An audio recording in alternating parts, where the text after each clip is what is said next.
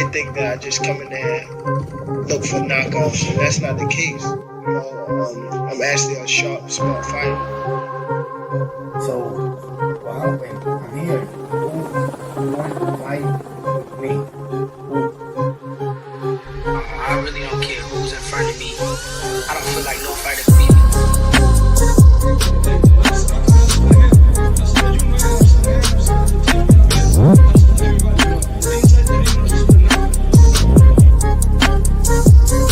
My goal is to demolish everybody, to be honest. Everybody that's in my way. The pinnacle to any weight division is to have all the belts, all of the titles.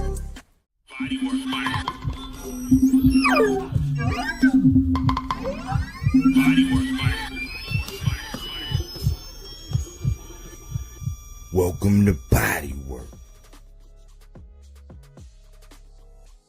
Welcome back. It's Michael Rogers. Welcome to Bodywork Boxing. It feels so good to be back. What's going on with all these job turkeys out here, man? Oh, man, boxing is getting weird, man. My man Jose Rodriguez said, man, I don't know how much more I can take, man. I said, I know, man, it's getting hard to stomach. And I forgiving me for leaving y'all to these lames.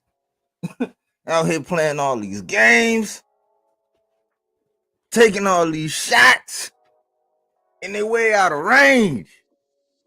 How Martin say, crazy, deranged. Man, it feel good to be back, man. I was having, I'm a perfectionist, man. I didn't like that lagging shit. I had to do some stuff with my computer, man, update my software, and I could have been going live, but man, I don't like how it looks, man. You know what I'm saying? Pardon me for trying to be on top of my game. But with no further ado, man, I'm gonna get right into this, man, and we're gonna have a good conversation, man. I just want to run off some things that I've been seeing and I've been watching, and man, it's just boxing is this, man. It's and I'm an optimist. I apologize once again that I gotta keep telling you that. It's less like when somebody tell you that I rock with this boxer, and then they run them down. It's like you gotta do that because in today's day and time they'll say you're hating. But I gotta go back into this, man. Gaslight. It's not gonna be long. Gaslighting. Manipulate someone. What it means to gaslight. Manipulate someone using psychological methods into questioning their own sanity or powers of reasoning. In the first episode, Cameron Valentine is being gaslighted by her husband. Like, no, babe, I know I get off at 5 o'clock, but I mean, why are you concerned? It's only 11 o'clock. What are you talking about? I was at work all day. Gaslighting, you know what I'm saying? Babe, you know I had to go to the grocery store, and so what? I only came back with one bag of groceries, and I've been gone for like 4.5 hours. Gaslighting, man. Like, boxing is gaslighting us, man. Like, and it's just, man. I got the fellowship with my old head today. And I seen him, and we chopped it up a little bit about boxing. But I remember, man, it's coming up almost on 2 years, probably almost 2 years now. And I told him, I said, man, boxing is changing, man. And he thought I was coming down on him for being staunch in his views as far as like that old school value, because they didn't care, man. They was not ducking no smoke. They couldn't. The bag wasn't big enough. It was only a handful of people. You might have had the Sugar Rays, the Muhammad Ali's. It was only, Mike made a lot of money, but we were talking about back in the day, like them guys was not getting like a king's ransom to fight. Now they can pick, choose, and refuse. And what does he have to offer? An ass whooping. He might dig off in your ass like a gerbil. Excuse my French. You know what I'm saying? See the translation? Like, now it's just weird. And I was trying to tell him, I said, man, like, and I think he thought I was getting frustrated. I wasn't getting frustrated. I was just passionate about what I was telling him back then. And it's gotten worse since then. It's gotten worse. You know what I'm saying? And I've been looking at it, and it's like, it's one thing to know that, yeah, man, I want all these young brothers. You know, this is the portion where I'm gonna tell you, like, so you know off the jump, especially you already know if you've been rocking with me. I want all of these young brothers to get paid. I have really no ill will or bad intention towards any of these young brothers. I know they get hit in the head for a living. You know, some of them were Olympians. I salute them. Some of them are role models as far as youth looking up to them, saying maybe one day I can do that. All that's good. All that's good. But guess what? This is not the casual channel like 95% of these people out here. I cater to the 5% of the hardcore. So we're going beyond the veil. We're going past all the pleasantries. You know what I'm saying? Yes, that's my greeting of the day. But we're going to go into it like a hardcore should. And we're really going to examine, you know, because I keep stuff binary around here. Soccer balls going in goals, balls going in holes. You did? So when I look at it, I'm like, man, a lot of these cats is soft, man. A lot of these cats are soft. Like, they made it to a certain level, and yes, they box, and yes, they do this, and the average person on the street without the skill that they have in hand-to-hand combat wouldn't be able to endure the punishment and the pain that they could inflict. But I'm talking about the maneuvers, man. Do y'all know that our sport, I said a long time ago, I said boxing was on life support. It's getting anemic, man. Yes, there are good fights. Yes, they are. But guess what? They're not pushing the good fights. Nobody talk about Richardson Hitchens and this Liam Paro, and that's one of the best fights coming up, man. It's serious implications. And y'all know I'm part of the row. Y'all know I run the row. That's my division 140. You know, two of these guys that I'm talking about tonight, they are in there, and it's a track record of things between these two guys. And I ain't gonna lie, man, this is like the third time Devin Haney has straight up ducked Teofimo Lopez. And in regards to Shakur and Schofield, if this fight don't happen, it would not be that Shakur is ducking Schofield. However, it would definitely be some real funny behavior. Real funny behavior, man. Like, I'm looking at Shakur, man. I'm almost like, man, I don't know, man. Let me look at these comments, man. Johnny Allison, hey, Bodywork, did they ink the Kid Austin and Stevenson fight yet? What have you heard? I heard that it was all but done, all but confirmed, shall I say. I heard it was all but confirmed. I seen 2 interviews with the Schofields. I heard Shakur's rebuttal, and I'm going to get into that. Salute Johnny Allison, man. You be strong in the comment section. I appreciate your feedback. He's one of the purest boxing fans out there. Salute the Cookie Monster. Bodywork. And he right back at it. Oh, yeah, I heard T.O. said he sent a contract to Team Haney, but they declined. I don't understand because Dev has been running that boy for you. What you think, Bodywork? Yes. Yes. And Cookie Monster say, mic check sounding good. Okay, I appreciate that, Cookie Monster. But yeah, let's get into some of these formalities, man. Let's get into some of these semantics and some of this BS that's going on as far as these bosses and some of the things that I had an issue with. Let's go with the Floyds. Let's go with the Schofield and the Shakur, because man, I was up all night, all evening yesterday, and I was up early this morning, man, getting my computer right, man. But I was supposed to go live at 8 o'clock, man. I was supposed to go live at 8 o'clock. This was the thumbnail. I was going to come live with it. This was the thumbnail. And you know what? I was excited about this fight. I was very, very excited about this fight. I still am excited about this fight, and it's for many reasons. You know what I'm saying? It's not because I think that Schofield just gonna go out there and dust Shakur off. It's not because, you know, I want to see Shakur get rocked or dropped or none of that. No, my purpose is I just think that it's a good matchup. It's a clash of styles, and I think that even though skill wise, I'm not sure if Schofield is on Shakur's level skill wise. Well, I'm actually sure he's not. But I do know his style, that rough, rugged style, of which he will bombard Shakur. He will make Shakur uncomfortable. Shakur, when I was talking to my old head today, I said, man, Shakur, because he asked me about it. He said, what do you think about that fight? I said, man, I like the fight. I wanted to go down. You know what I'm saying? He's saying that he's stepping in as the replacement for Zepeda. It's history there. He's been calling on Shakur. They've been going back and forth. You know, there were roadblocks put out there by Shakur. You know what I'm saying? Because if Coach Kenny say, hey, rematch De Los Santos, you know, because I'm thinking that's how the PBC thing was going to work. Either you're going to fight one and then get Tank. So it was either going to be fight Frank and then Tank, or fight De Los Santos and then Tank, or somebody over there and then Tank, because they like to build. It's not a roadblock over there because you didn't sign over there, but that's like a 2-fight deal to get you whatever. That's the same thing Shakur did. He was going to do Cordina and then do Zepeda, but everybody act like, oh my gosh, it's roadblocks over there. Even though we know, if you've been listening to me, I've been pushing the Cold War forever. I've been pushing the Cold War between Tank and Shakur forever. I said that's the Cold War. And when I kept pushing it, Mike, it's just not gonna happen right now. It's not. And I just got tired and frustrated. And I said, you know what? All right.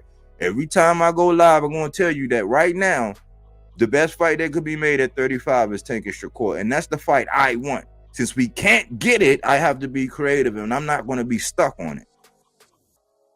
But that's how that works. Now, some of these things, when it comes down to Floyd Sr., man, like, I do not like the fact that they call that man a woman. I don't like that they call him auntie. That's just very disrespectful. You know what I'm saying? Just very disrespectful. You know, I heard one of Devin Haney's biggest knee pad wearing, throat coat spraying, tonsil jewelry displaying, Kevlar cap knee pad wearing fans get upset because Cameron was calling Clarissa Shields a man, and he turns right around, he calls Shakur Shakira. Not only does he do that, but he also puts him up in drag and do stuff like that. But I'm like, this is how these kind of people are, man. They'll come out and be all staunch and all brolic about one thing and then contradict themselves, like in the very same breath. So I don't like the disrespect of the father. You know what I'm saying? I don't like the fact that they call him a man and woman. He do have a softer voice. He's a short guy. He has long hair. So what?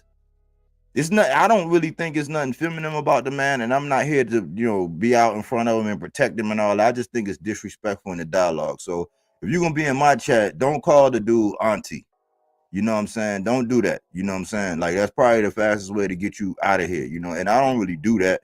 It's really freedom of speech, but do not call that grown man unless you caught him with, you know what I'm saying, throating a dildo, or you caught him in the pool with Diddy or something. Then you be qualified to do that. But that's one. Like, let's give the man the respect. Two, people are always saying, why is he always speaking for Junior? And I'm like, these are some of the same complaints I had about Devin. I said, well, why is Bill always, oh, that's promotion. Okay, so what is Floyd Sr. doing? He's promoting his son. So I'm like, and then Devin is older than him by like 3 or 4 years. So you got somebody that's always, like, you rarely even hear from Devin. Like, you will see him tweet, and I just seen an interview or a glimpse of an interview. I didn't even look at it all, you know, but he's speaking for his son, or he's interjecting from his son because his son is 22 years old. Right now, we in a day and age right now where the media ain't the traditional media. This media now, they call themselves media, and they want all of the, yes, everybody loves a juicy, gossipy story. Everybody love a little extra fizz on something. Everybody love that. But now they don't care anything about getting to know these boxers. All they want to know is how they feel about this other boxer over here. Like, it's just the craziest shit I've ever seen and heard or witnessed in my life. You have all this time to ask this boxer about that, and you asking them about what do Tank wear polka dots or striped boxers. You know what I'm saying? Like everything is geared towards another fighter, and most of the time it's Tank. You know what I'm saying? That's what I'm like, dang, man, if he ain't the face of boxing, stop talking about him. But the man speaks, or he keeps the train on the tracks for his son, because his son, much like a lot of these guys, when they're not used to being in front of the media, a lot of people used to talk about Tank. When he used to get in front of the media, they used to talk about how we talked and all that. And Floyd kind of curtailed some of that in the beginning. It was like, okay, we'll, have your way at it, like get out there in front, but then he'll kind of take over the conversation and bear the grunt. So in a lot of ways, he's doing that. But it's definitely not as flagrant. It's definitely not as harsh as some of the shit that Bill would say and do. Bill would sit up there and lie. When he get the, we listen. We would love the opposite when you get to talking all slow like that and going and listen, man. Because listen, when he's spinning you, it's no different. But instead of, while you have access to these two individuals, the father and the son, and I actually seen a part where Schofield had the lion's share of the interview. It was like an 80-20 interview. You got 80% of Junior, 20% of Senior. And Senior interjected. He wasn't even in front of the camera. People were still, Auntie Scold this and that. And why is he always speaking? It's like, well, why y'all don't keep the same energy when it comes to DHP? You showing your slip. You showing your skirt. Close your mouth. Zipping up your blouse. Stop, pull your skirt now. Stop hiking up your skirt. How you gonna be in here? Anyways, the man he's doing a good job at transitioning from allowing young Sko to take more of the limelight and stand on his own too. But you gotta understand, there's still an age gap, and I still hear Bill. I still hear Bill, even a undisputed champion, 2-division champion. I still hear him speaking way more than I hear Devin, and they say that's promotion. We gotta spread this, gotta keep the same. And it's just like with the Norman. It's just like with Norman. Same thing. So we're gonna look at it, man, like, because I don't like these people that have put on some knee pads, some Kevlar cap knee pads for Devin and what Bill do. But then they want to slander any father that's out there that got a son. And all the fathers not like that. Bozy, he's not really like that, even though he might get hype a little bit.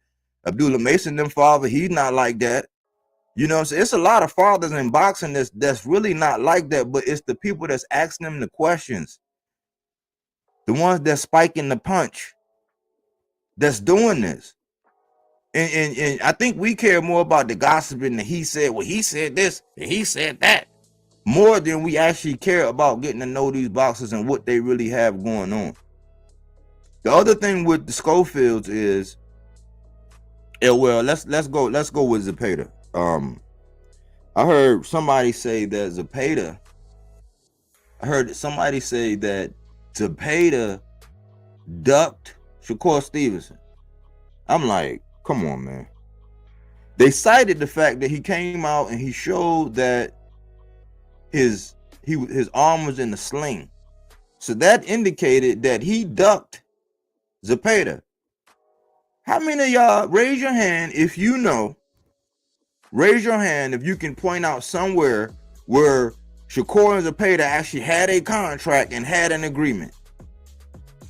Raise your hand if you know that Zepeda and Shakur had a contract. That's what I was trying to say. We gave Shakur the benefit of the doubt of getting a Cordina and then going into a Zepeda like he knew something.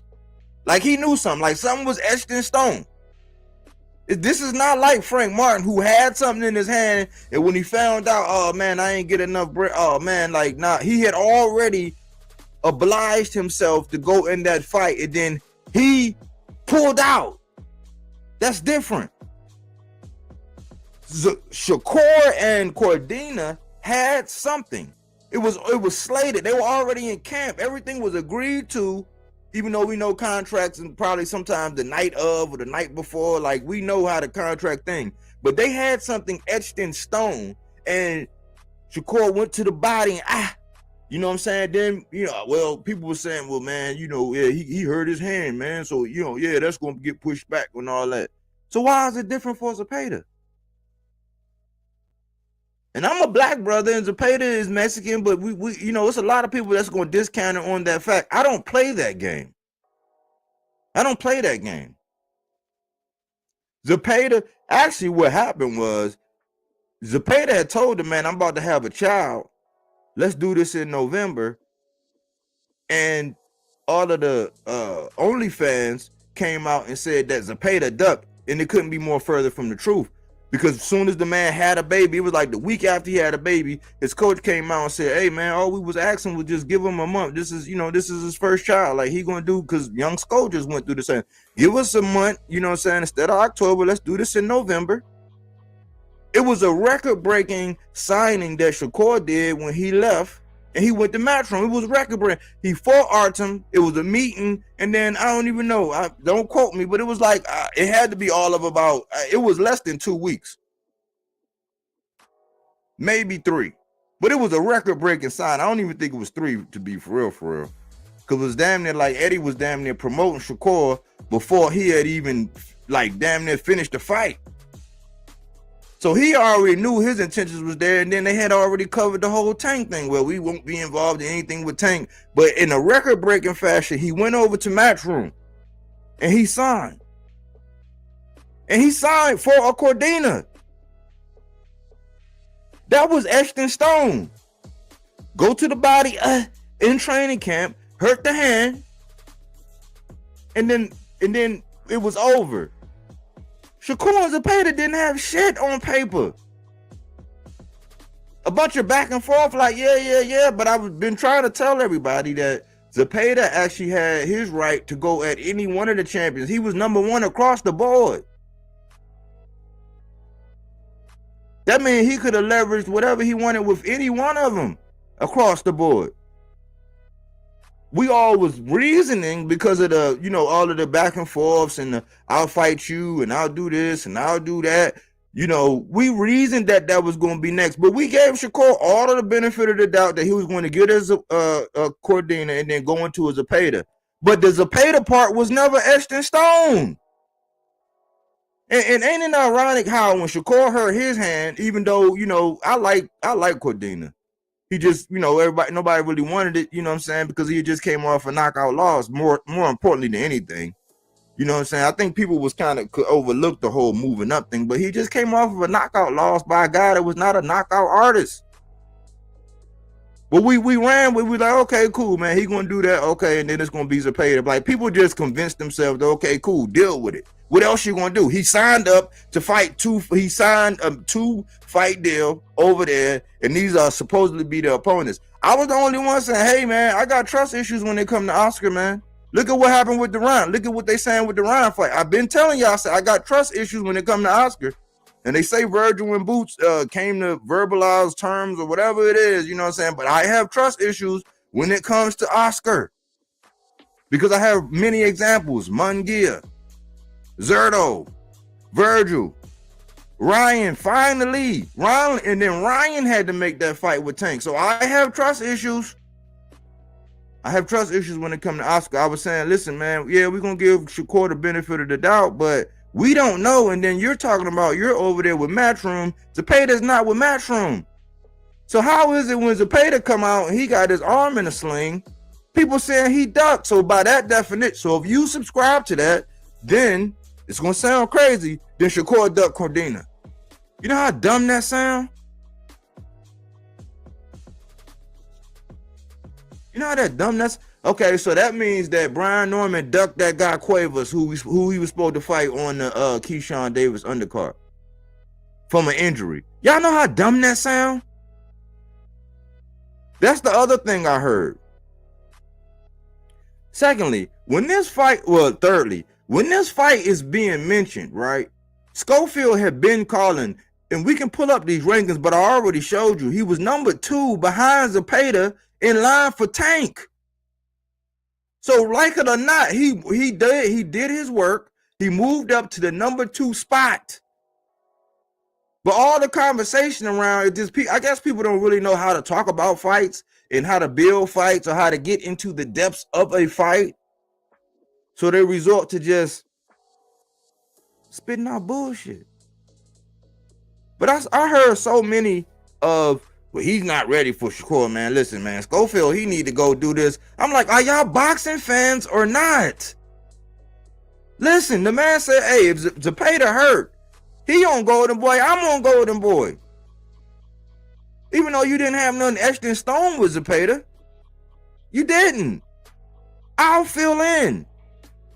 That's what you want the young dudes to do. If you listen to me carefully when I was talking about Keyshawn Davis, and I was saying, listen, man, he's supposed to call out Tank. I said it's just dumb as fuck when he already know he's gonna fight Baranchek. It's just a waste of time. It's a waste of ammunition. I didn't knock the man for calling out Tank. I just said, man, listen, this man gonna use Tank's name all the way up to the fight, all the way up to the going right until he entered the ring with Baranchek, knowing damn well Tank ain't on the menu. Bob ain't gonna let you go get knocked out by Tank before you go get a belt, or he can leverage some more money off of you. And we seen this playing top rank time and time again with T.O., with Loma, with Devin, with Shakur. Them belts stay over there some way, or you fighting for him. Now Morataya in the mix somewhere. He's in the runnings over there on top rank. But people really don't know how to market this fight. And the whole he's not ready. Listen, if he ain't ready, he's willing. Because how many times we see people that, oh man, he looked like he got everything, man. I don't know why he won't. Remember how we were looking at Munguia? We like, well, damn, when is he gonna? Why do Tank get all the flack? This man damn near got 45 fights. Tank getting all this flack at 30 fights. This man getting all this flack, but people just let him be. He wound up getting the Canelo fight, and he digressed to me as far as opponents. You thinking after you get a Canelo fight, it's off to the races with all the big names. You about to, no. Zerto really just got off the pot, and he got the brakes beat off of my Bivol. But look how big Zerto's record was before he really got off the pot. So how many times have we seen somebody that was already ready, and we like, man, damn, when they gonna let them go? When they gonna let them do their thing? When they gonna, you know what I'm saying? When they gonna let them fly the nest or whatever? But it just didn't happen. So here this guy is, number 2 in the WBA, in line for Tank. That's the line he been standing in. And that's the only line that Keyshawn wasn't ranked in. But because of recency bias and what Keyshawn did to Lemos, everybody just hopping and skipping and jumping for a Keyshawn Tank when that's not in Bob's plans right now. Keyshawn know damn well that ain't in his plans. He just gonna use that man name to promote his fight because he can't promote it no other way. This guy, he's number 2 in the WBA. Like, how much more ready? I mean, he's right behind Zepeda. So if Zepeda falls out, so let's just say Zepeda was going after Tank. Zepeda said, you know what? Fuck this. I'm going for the ace. I'm going for the apex predator in Tank. And he was doing the same shit Shakur was doing, and he went to the body, and he hurt his hand. Well, next in line would be Floyd.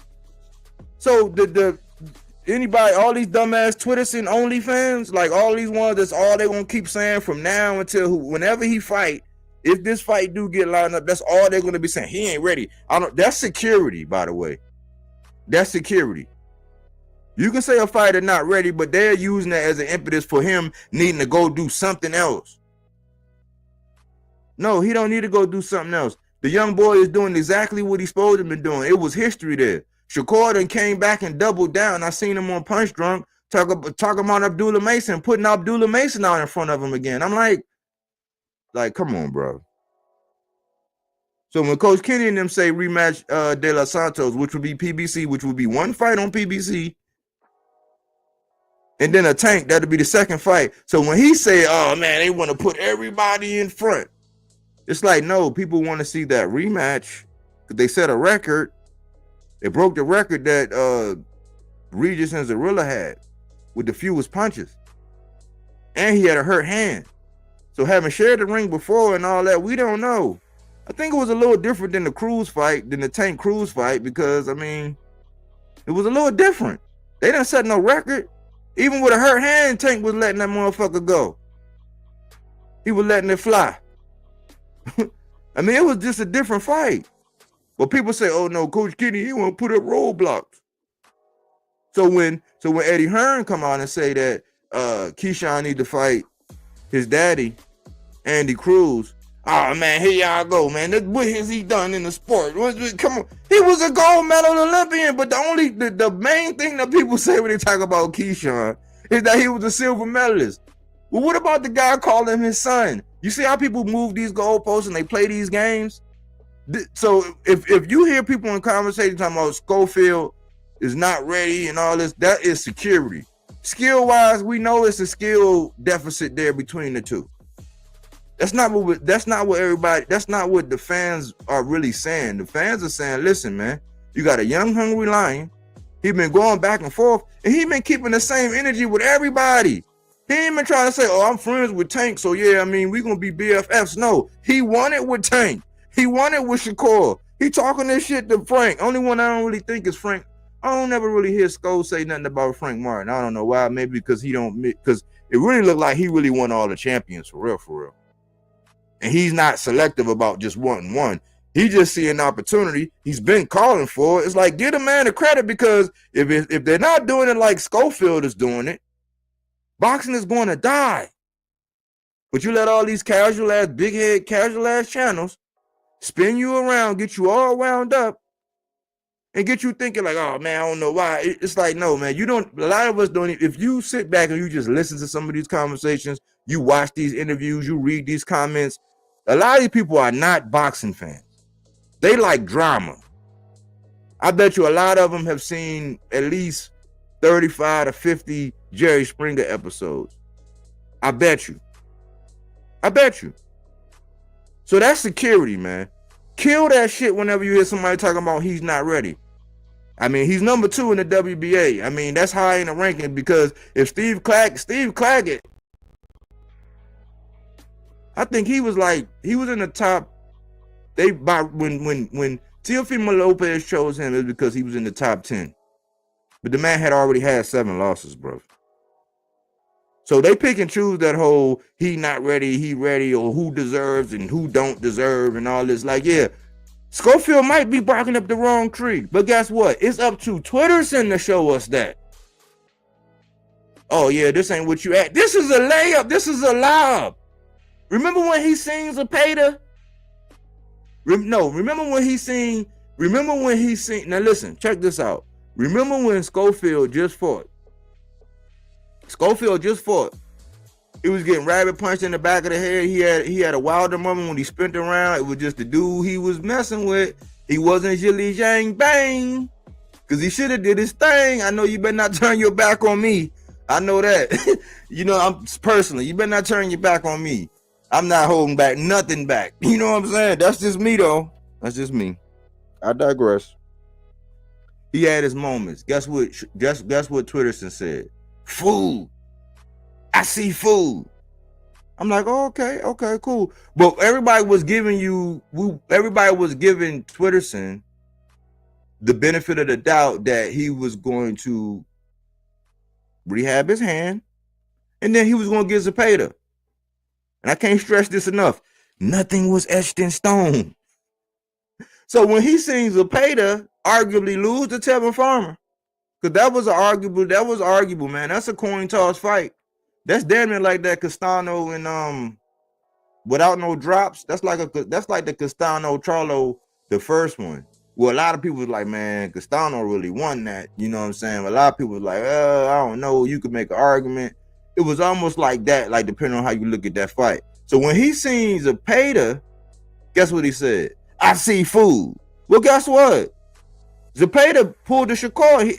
He pulled a Brian Norman hand injury. So he's out. You gotta respect him. You gotta respect him. He's out. Well, guess who's on Golden Boy?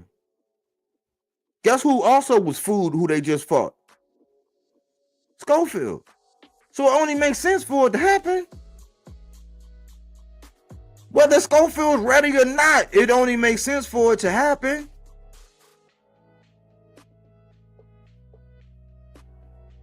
The only other thing is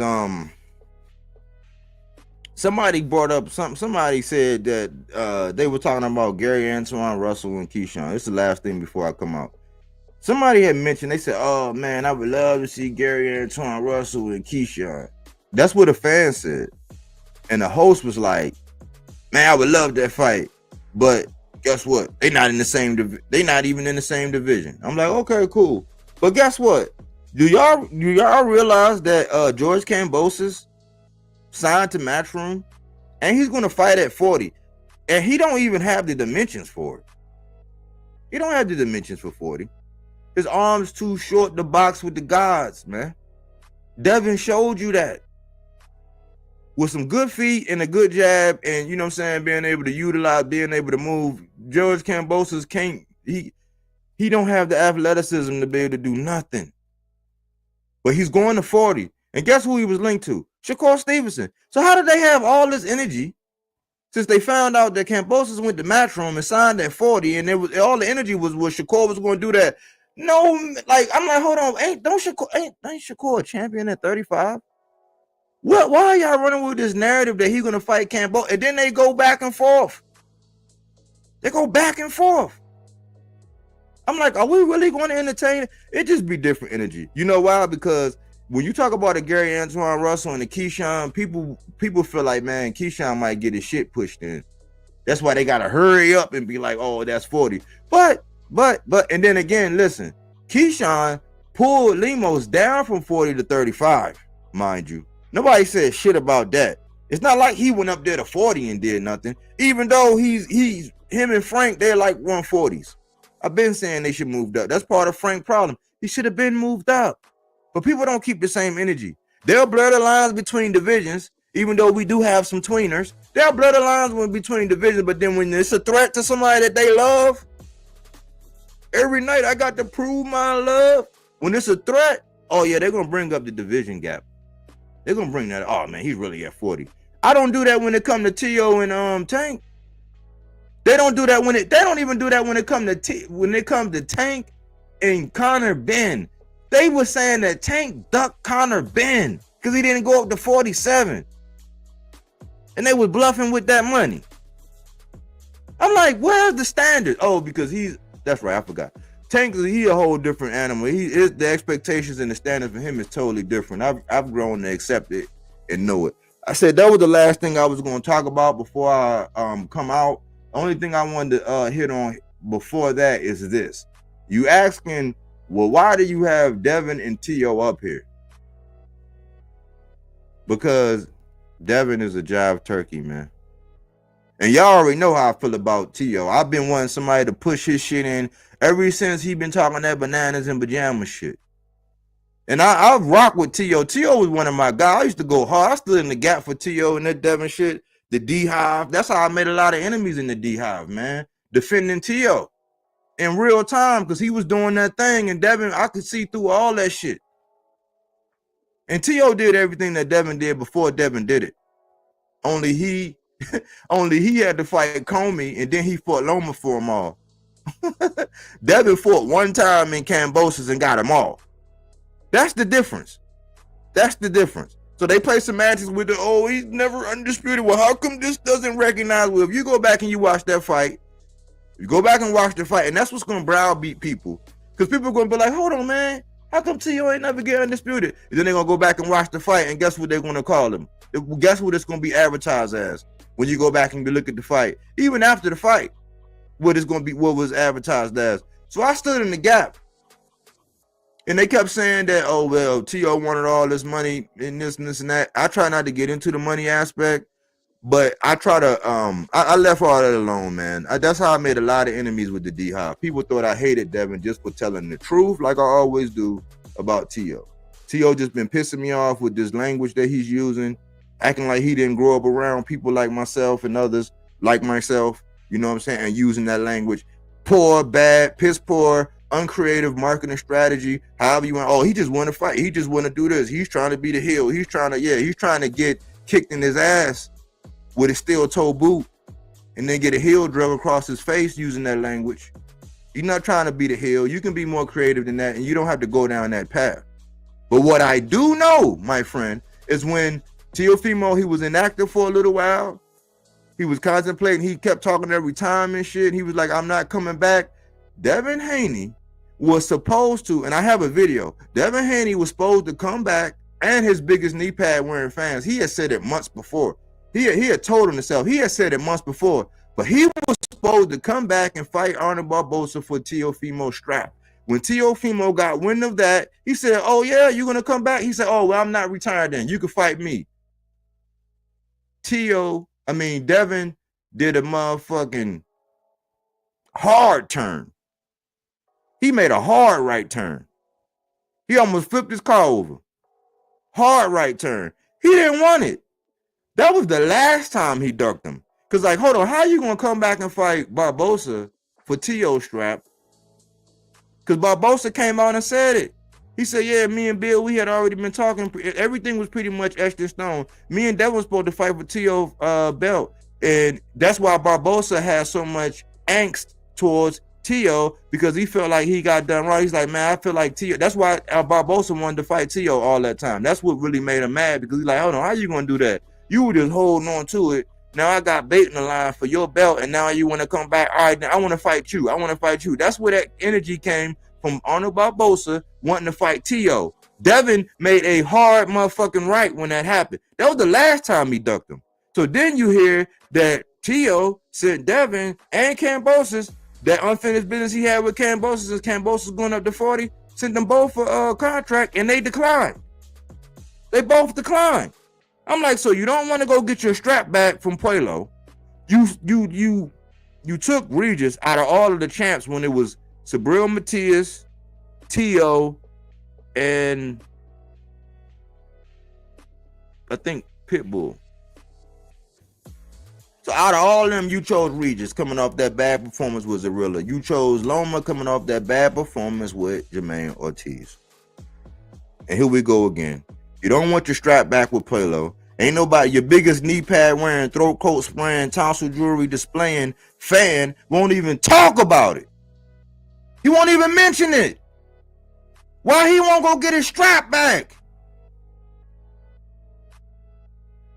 So he don't want to go get his strap back. When Catterall won, you would have thought Catterall knocked out AJ or some shit the way they were campaigning for that fight. I ain't never seen no shit like that in the world. Oh, well, cause Catterall, he's the people's champ, like, no, he had the dimensions. You saw the success that Regis had in the beginning of that fight, and that's easy work for Devin, as far as footwork. Even though I'm not sure if he would beat Catterall.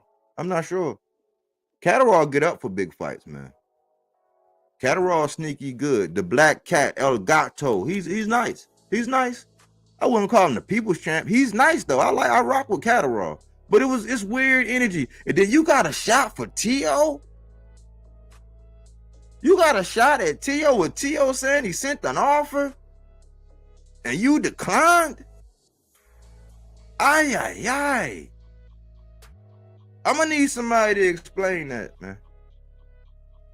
I'm gonna need somebody to explain that to me, man. I used to, even though the bus wasn't short, I did used to sit in the back of the bus on the way to school. I did. You know what I'm saying? I really did.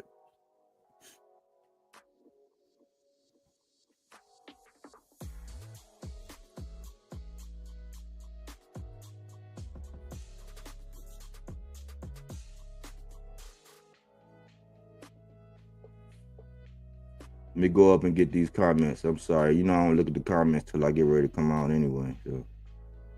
So I got that. I got the mic check. How did Haney duck if he not getting paid? Is that a duck? Oh, I think I explained that. If I didn't explain that, I'll go over it again. Shakur keeps saying in the interview, feed kid to Abdullah first, and then he look at. I know, I went over that. Okay, so I'm catching up. His twin. Salute his twin. Hey, Bodywork. Salute. Happy Turkey Day, fam. Salute. Hope you grabbed you a wang out there. Champion Sports Boxing. Salute. Bodywork. Salute, champ. Where you been, champ? Crush the legend. Salute. You know what I'm saying? Salute, man. always turn the conversation back into about himself with the media asking Tank questions. You can actually see Tank roll his eyes during those interviews. FMJ? Who was FMJ? Oh, yeah, Floyd, yeah. Bill Haney is a marketing expert. It's different. Okay. Well, yeah, I mean, I don't knock him for marketing, but I'm just saying, listen, man, to each his own. You don't see Papa Schofield out there passing out mug shots. And then, I mean, this dumbass dude, I've been hearing this dude been irritating the shit out of me with all this Devin Haney cocksucking, man. I'm like, damn, you got an extra throat? Talking about, oh, he's a role model and he's the model of this. I'm like, well, do role models pass out motherfucking mugshots? I heard Bill Haney talking about Tank's mother, dog. But his biggest knee pad wearing, throat coat spraying, tonsil jewelry displaying, Kevin kneecap wearing fans was mad because Cameron called Clarissa Shields a dude. I mean, those fans are fucking hypocritical, man. Hypocritical, man. Yup, BS. That's what K.O. been saying. Yeah. Even if he's not ready, nobody seems to want to fight Shakur. I honestly don't know why, but Schofield's willing to. That's what I'm saying. When you get somebody that's willing, it's like, oh, he ain't ready. Like, what kind of energy is this? I don't understand the energy. A lot of these guys at 135 are drained. Moving up isn't a big deal. It's really not. It's really not. Moving up is not, but you pulling stuff down is, you pulling people down. T.O. never made $1 million after. Now you pocket watching. A nigga like Candy Slim will be pocket watching. All right, Starburst Slim. The link is pinned, my brother. You know what I'm saying? Don't be shy. I'm not, just not one of them other channels where I'm gonna mute you and do all this crazy shit. You know what I'm saying? I'm here.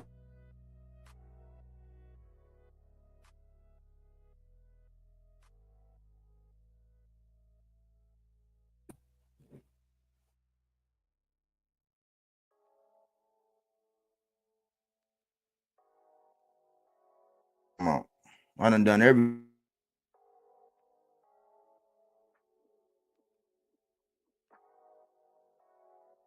I have no clue why I was doing that.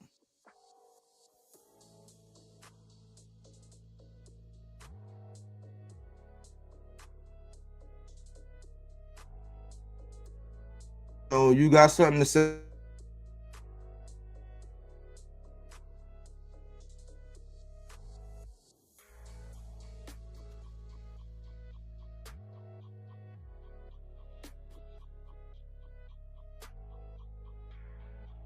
What's up, bro? I could barely hear you. Say something else? Okay, can you hear me now? Yeah. Okay, so about this show and Devin. Bro, let's start from the beginning. Take me back to who asked who for $10 million. You remember T.O. saying that to that term? Let me see something. I don't know if I'm the only one. I'm having a hard time hearing you. Can y'all hear him? We'll try to grab it here.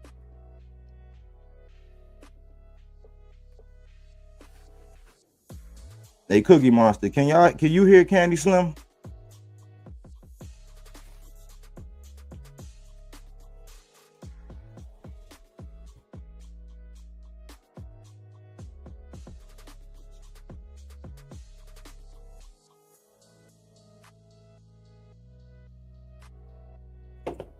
you hear me now?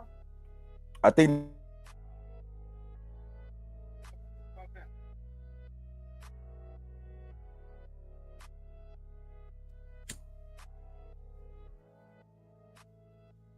Oh.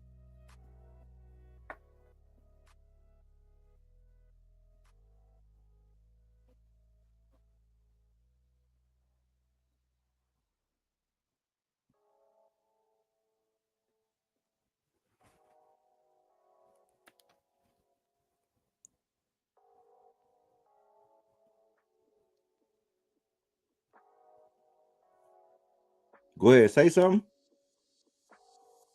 Yeah, I was trying to use his earphones, but not working. But anyway, so I like to start from the beginning, if possible. And the earliest thing I can remember between Devin and Tio was Tio asked Eddie Hearn for $10 million to fight Devin. I remember that. Right. Okay, so right there, like you said, okay, I can watch it, call it what you like, but it's reality. This is what the guy's saying. That right there is pricing himself out. Let's start there. Pricing himself out. Okay. Later on, Devin had always been barking about Tio. Tio was looking the other way, acting like he was a big dog. He's got more important stuff to do. Wow. Devin was the top contender, a big fight for him. He's looking the other way, and I get it. Kobe and Loma. But besides them, everybody else was below them. Even Campos. That's why he took that fight.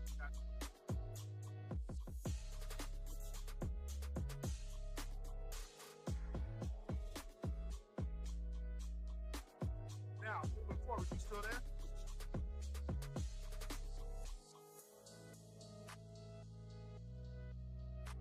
Bodywork. Yeah, I'm here. I'm listening. I had it on mute, trying to hear you. I tried to turn it up in the back so I could hear you, because you still low, man. Yeah, okay, man. But I can hear you, barely. Okay, my bad. I think I got some issues with my phone, man. Anyway, that said, last thing, really quick. We talked about Tio sending Devin and Cambosis an offer, but let me ask you this. Does it really make sense when Devin and Bill been out there saying, hey, we got Turkey Ala Sheik wanting to make the fight? Tio, we tried to negotiate. Tio said, no, y'all didn't send no offer. But we all know Turkey's paying 2, 3 times, 4 times people's highest payday.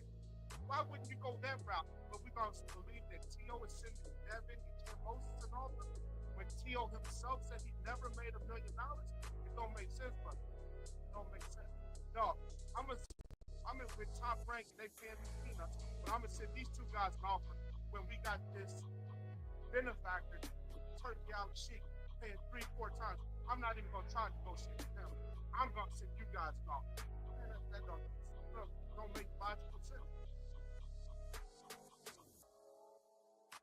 It's not logical. But if you can't hear me, man, I'll be in the chat and yeah, No, I'll address it. I heard you though. I got you. I'll address it though. Yeah, it's just real hard, man. But I heard you though. Yeah. I just had to mute myself and turn it up in the background so people wouldn't hear like a double feedback. But I heard you. I'll address it. I'll hop in the chat, man. All right, I appreciate it. Peace. Salute. So,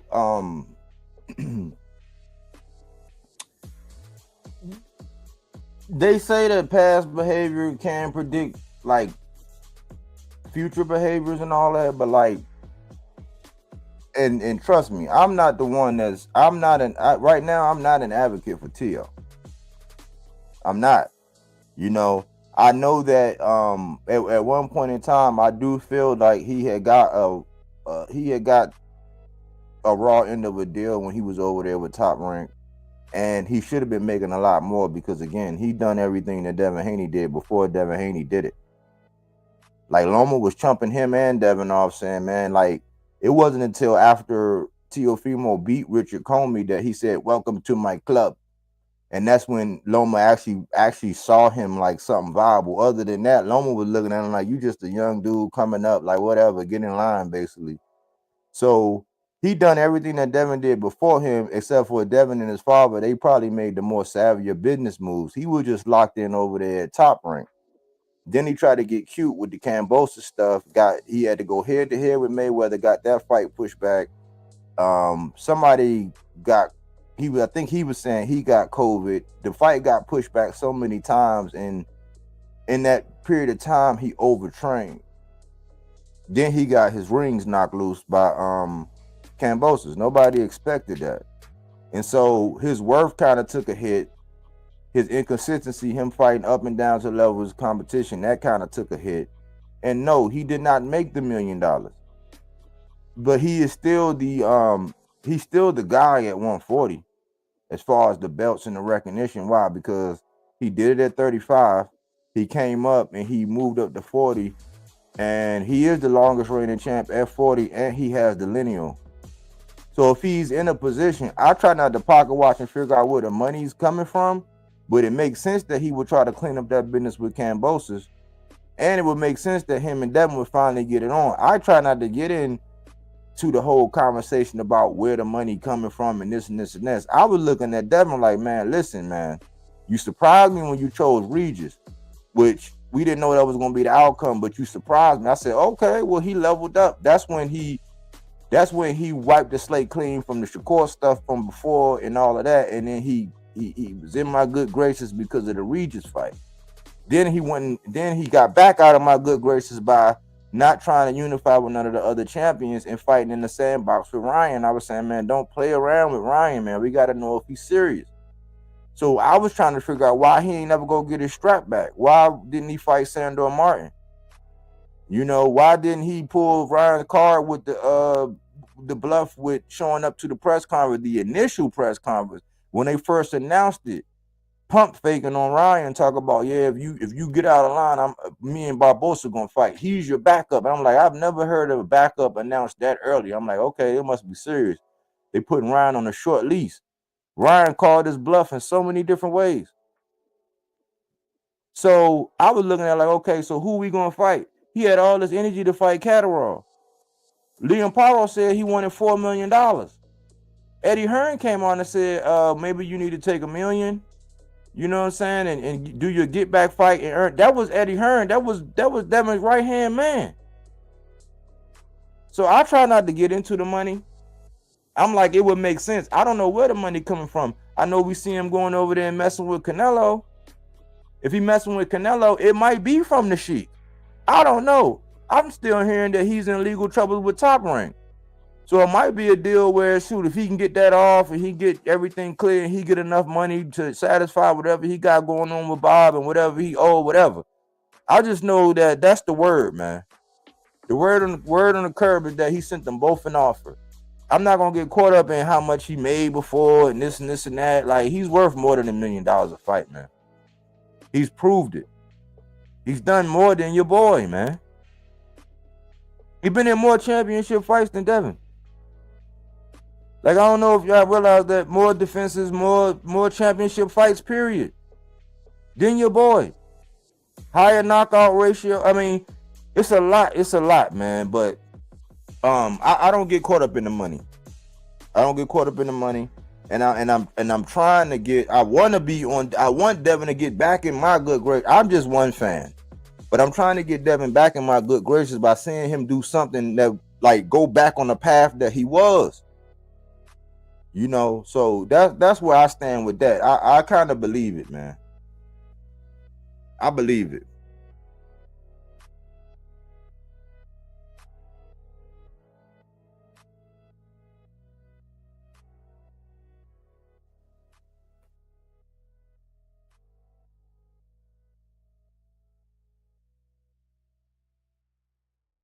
Cycle Tuesday, dang.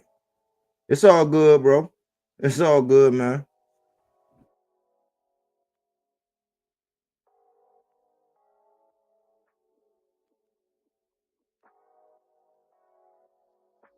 But what are y'all thinking, man?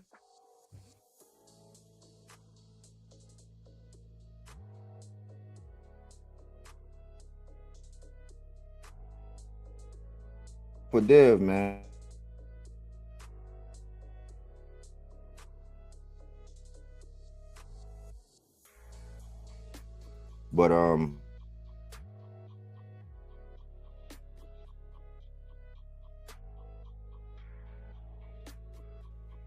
But I figure, man, I'm not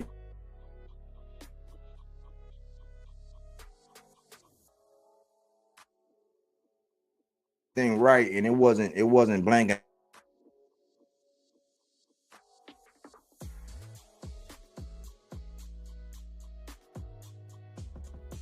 But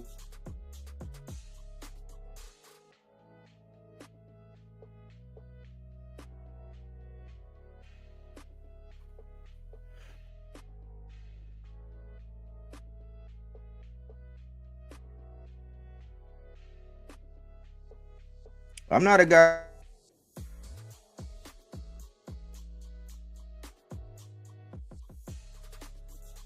Don't get in the way of the fight.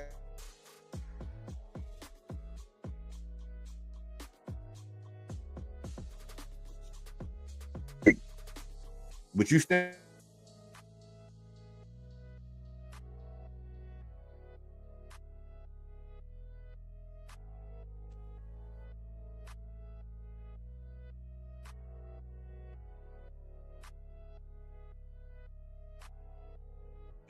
It's like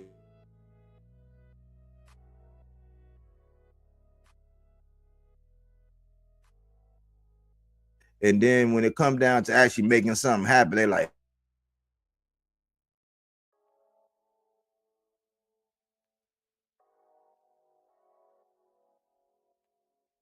it's now.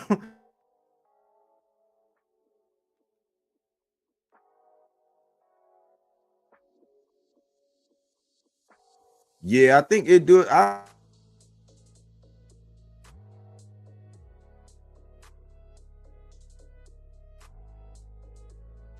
Because I don't think it does it when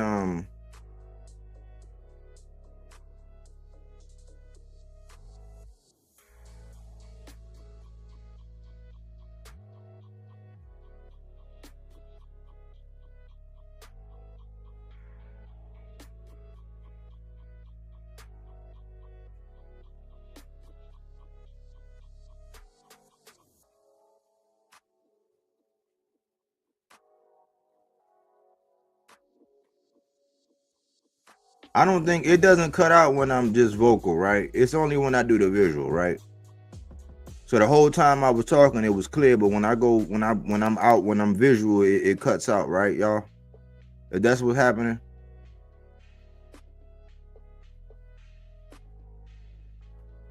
Okay.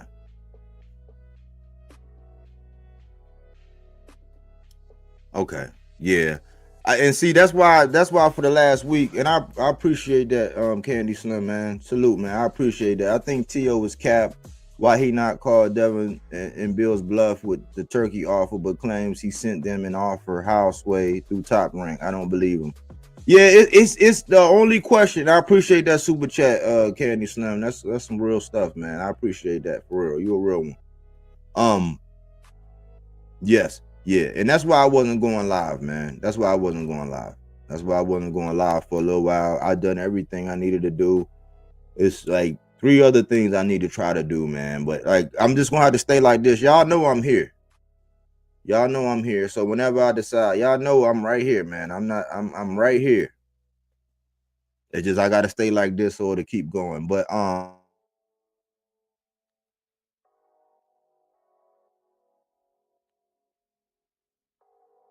with Top Rank. The legal situation with Top Rank. The only reason why I actually kind of give it a little bit of credence is because Cambosis going to 40 and then that heated exchange that they had, and then Turkey being involved with that.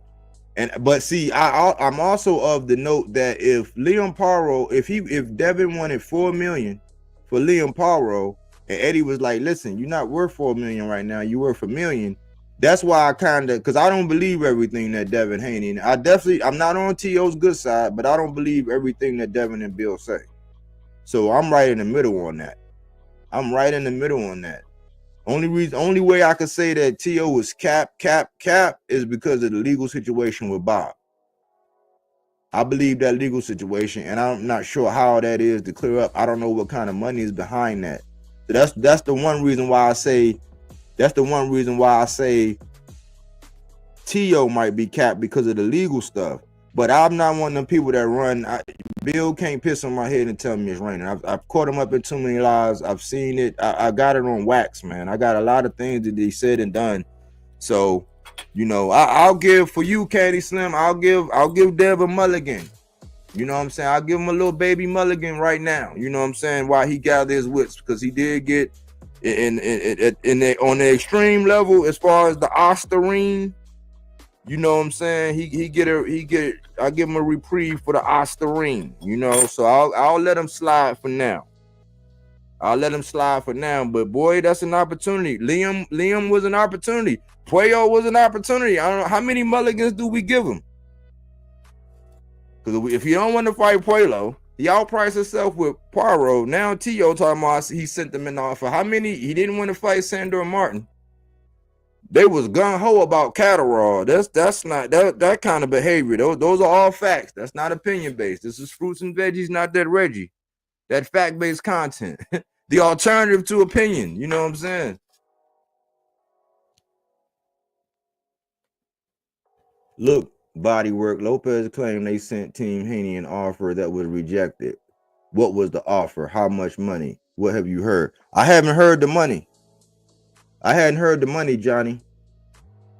I hadn't heard the money. I don't know what the terms is. I gotta go back and do some homework. I gotta do some homework on that. I'm not gonna just pop something out my ass and ride with it like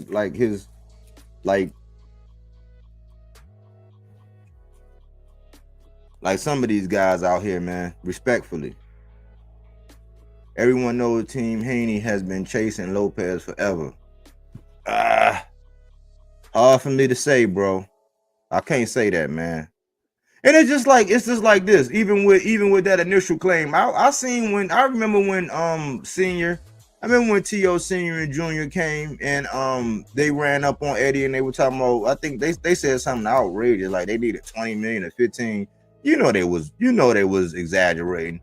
But for some fans, that's enough to get them to just ride along and say, listen to this, that's not, and then they can shut the door on the whole deal. It's like, yeah, he was overzealous. He knew damn well if you never got $1 million, you know damn well you ain't, and the fight ain't gonna produce that much money. The fight is not gonna produce enough money for him to get no 15 or 20 mil. So we all knew that, but do that mean that he don't want to fight? $4 million for a fight in Australia. I'm sure he'd take far less for T.O. in the States. That said, I still don't believe that monkey. Yeah, like, I mean, I'm in part, I agree with you in part, because he could be capped because of the legal situation. That's why I give you credence for that. I'm a reasonable guy. I give him credence for that. He could be capped about the legal situation. I just don't know how big that bag is. And I don't know if that bag is coming by way of Turkey. That bag by way of Turkey might be coming for either or. You know what I'm saying? A little get back joint with a little rubber match with Kambosos, or you know what I'm saying, something that everybody been waiting for and seeing T.O. and Dev get it on, since they were labeled as the four kings. Iron Man. What's goody? But yeah, I mean, I'm with you though. I'm T.O. I'm not an advocate for T.O. I'm not defending him. I'm not doing nothing. I'm just saying, man, in a roundabout way, man, outside of this is what's so crazy. I'm gonna show y'all what's so crazy, right? This is what's so crazy.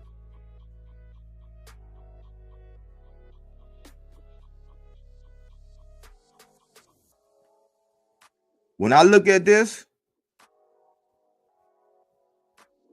3 of these guys are jive turkeys, man.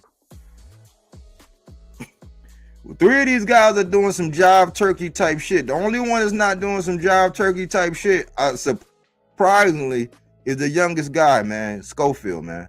And I don't think he's the best fighter in the world and all that. I just like his energy, man. I like how he has, if these young guys don't develop this mindset, because this was the other thing I was going to bring up.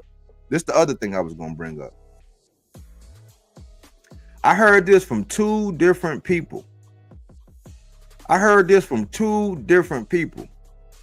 One got a big ass channel. You know what he said? And this was the day after Schofield did the interview. The day after Schofield did the interview, this man came out and he said, "Oh man, Schofield, man, man, if he don't take that fight, that's a duck for Shakur."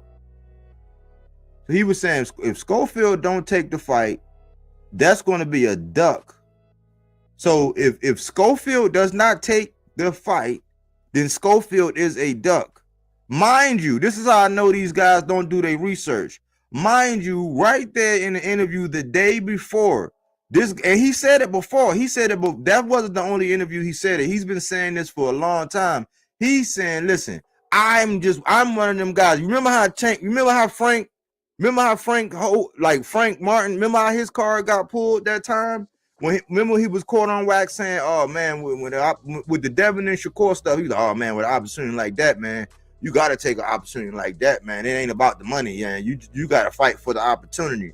And then when the opportunity came and Shakur gave him that opportunity, he was like, nah, all I wanted is a little extra on it. You know what I'm saying? I needed him to sprinkle me, and he didn't take the opportunity. His car got pulled.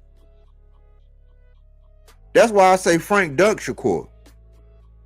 Young Schofield has been saying since I can remember, he's like, listen, man, it's not even going to be about the money. He said, I just want the opportunity. He said, I know they're going to take care of me. He said, so, I mean, I just want the opportunity. I know I ain't going to break the bank or nothing like that. I just want the opportunity. So what this big head dumbass fan was saying, creator was saying was that would be a duck. I said, man, you don't even do your homework. You don't even do the research.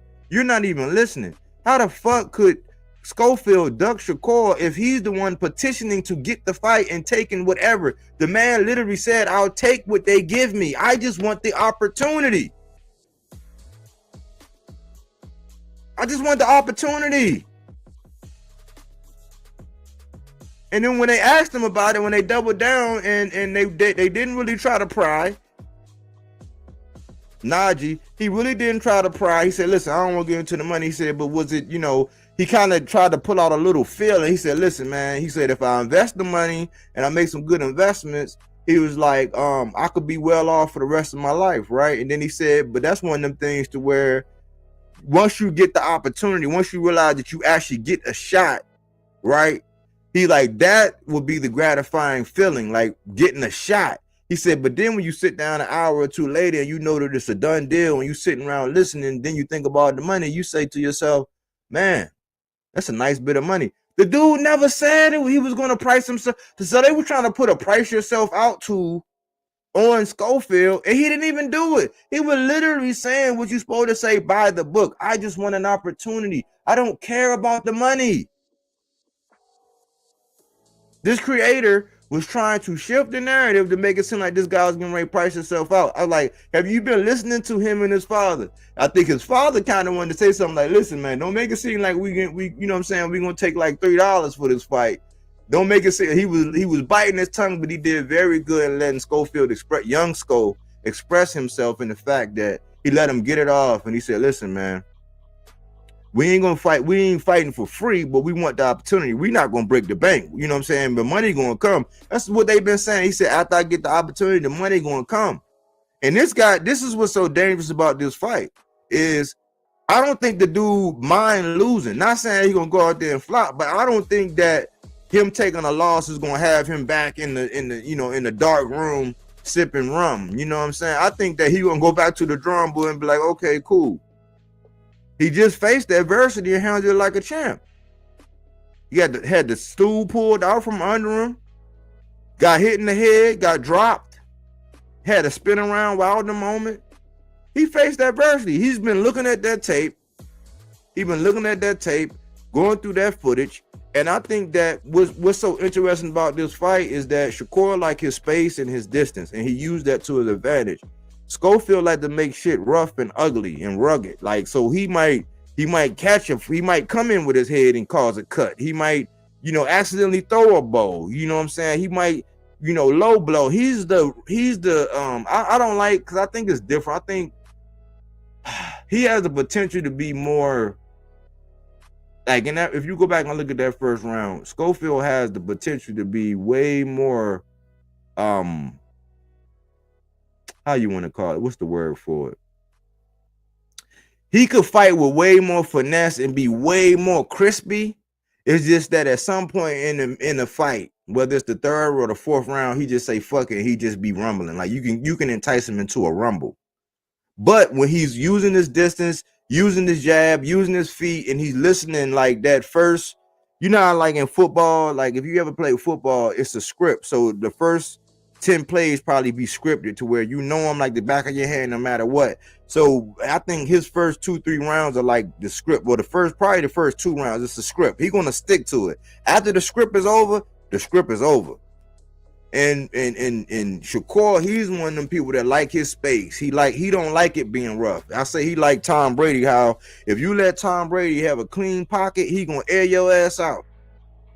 But if you get the jumping around and lunging at his knees and hitting them late, or ruffle him up early, you hit him. That's what the key was. That's what the Eagles. I'm an Eagles fan. That's what we used to do. We knew that you rough Tom up, you get him out of his game, you rattle him, you do something crazy like.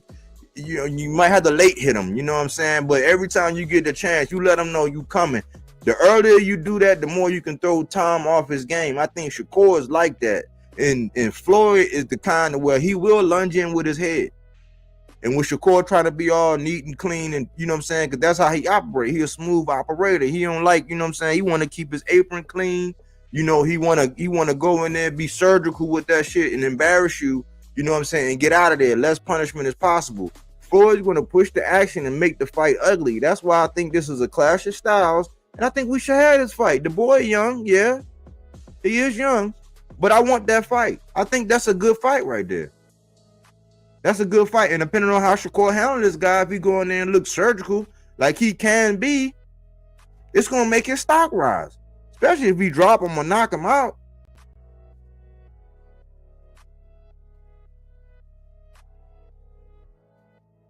I like Kid's attitude. He's out here talking on taking on all comers. Yeah, he taking on all comers. That's what I like, man. I don't like this. I don't like this shit right here. Where is that? If it's even still in here. This. I don't like this. This is not good for boxing. This Batman and Robin, us against the world shit. Not in boxing. Maybe in tennis. Maybe in volleyball. Maybe in 2-on-2 basketball, but not in boxing. Not in boxing, cuz I don't like that, man. Young Sko said he want any one of these guys. He want any one of them. He not being selective. He not just saying, I just want Tank. He in line for Tank. He right behind Zapata. So let something happen and he get in that position where he become the mandatory. He gonna push that button on Tank. He gonna get in there with him. He ain't on this. I thought these guys were the young guns, but it looked like these motherfuckers is Batman and Rock. You can't do that, and they're gonna mess up. I've been trying to tell y'all this is gonna set precedents. So so watch. You're gonna hear 2 other guys come out and be like, nah, we friends. We ain't never gonna fight. They're gonna be in the same division, and this is going to impact the divisions to come. So I'm not just an immediate person. I try to map things out and walk things forward and look out ahead. So this is going to mess up the 140 division, and ultimately it's going to mess up the 147 division with them 2 guys, especially if they get some hardware. I mean, well, Shakur already got some hardware, especially when Keyshawn gets some hardware. When they get some hardware and they start moving up, because Keyshawn really a 40 right now. Shakur really should be fighting at 40 right now. Really should be fighting at 40 right now. But it's going to mess up the 40 division and the 47 division, especially if those guys are going to be having belts running around talking about they Batman and Robin and shit.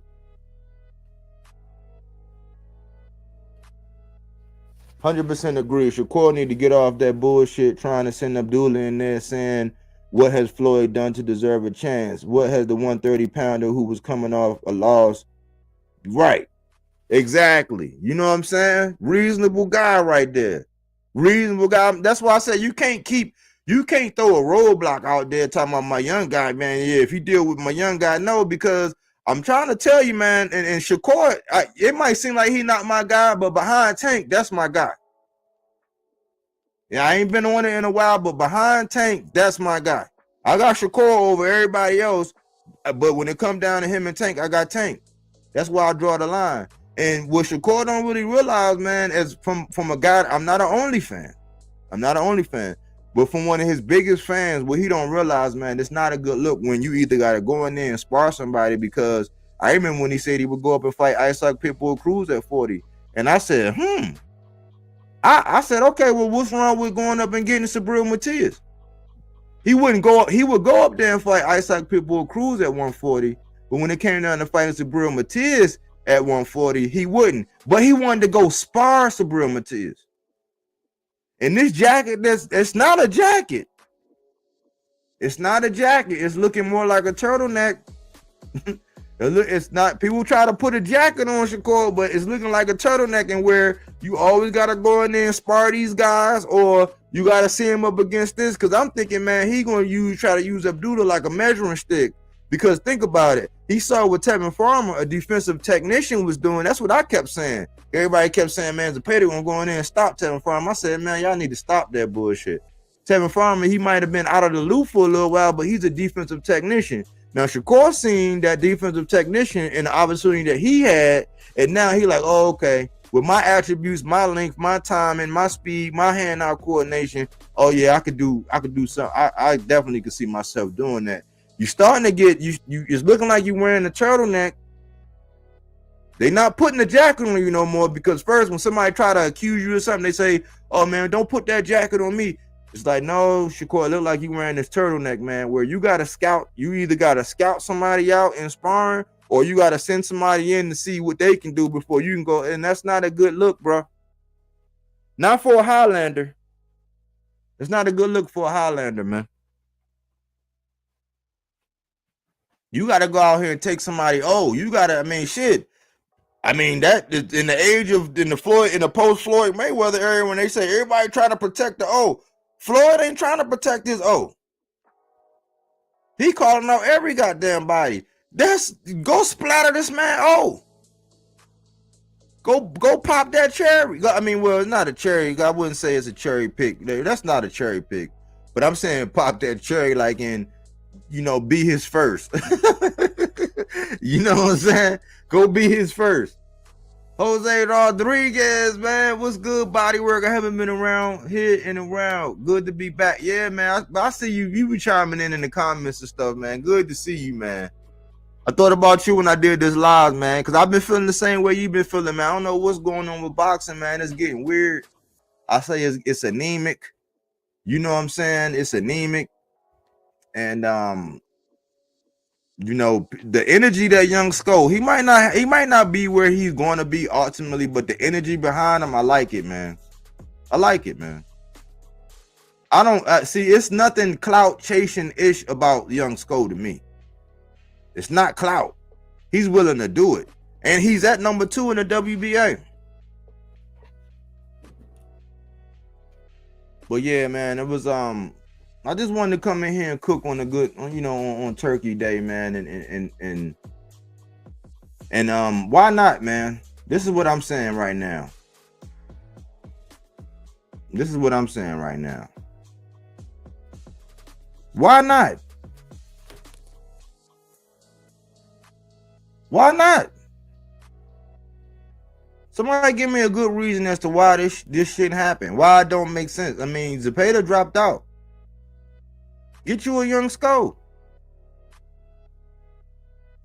I mean, you was gonna fight Cordina. At least this guy been at 35. He moved up. He didn't get a chance. He didn't get a title yet. But why not? What's wrong with that? Go take him to school. Put belt to ass. Like you say. Don't leave that up to Abdullah, because if Abdullah do it, guess what? Not only will you be allowing Keyshawn to jump over you, they want to catapult, especially if Abdullah go in there and do him nasty. He stay disciplined and box his head off and then do something in the later rounds, like stop him or something. Oh man, they're gonna be like, oh man. I'm telling you, man, like you can't just all these opportunities pass by, man. It's not a good look. And this is coming. I'm one of Shakur's biggest fans, man. I stood in the gap. I took from the D-Hive once again. I took a lot of punishment from the D-Hive standing up for Shakur. Salute, Smoke. Salute, my guy. Let it roll. That's a great one. Listen, I heard everybody's taking on the Clarissa situation, but I want to hear from you because I know you going to keep it down the middle.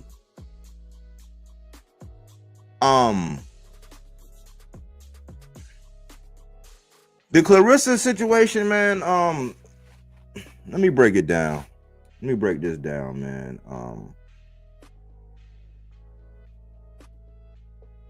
Just home. What's been good? We just wrapping it up, man. I was over here on this. I was over here on this. I was saying, man, he jive turkeys, you know what I'm saying? Like, even though Sko the only one that ain't really acting like a jive turkey, even though Candy Slim, he kind of he made a strong argument for Dev. I said, okay, cool. I gotta give him a mulligan because T.O. might be having a pass, but that still don't explain why he don't want to go get his strap from Quelo. That still don't explain why he didn't want to get his strap from Quelo. None of his fans will answer that. Like, nobody will say, listen, that was your belt. He fought for your belt. You were the champion. Recess. You have never said his name. You have never pursued him. That's not even a thought. Bill don't even say his name. They were about to jump out of the window for Catterall. I was on this smoke, and I'm gonna read this, and I'm gonna get to my man Jose's question. I think Turkey is trying to make this fight too. Shakur gonna have to shit or get off the pot, and he gonna have to wear that duck jacket if he don't fight Floyd. Hey, you know what I'm saying? Hey, you said it, man.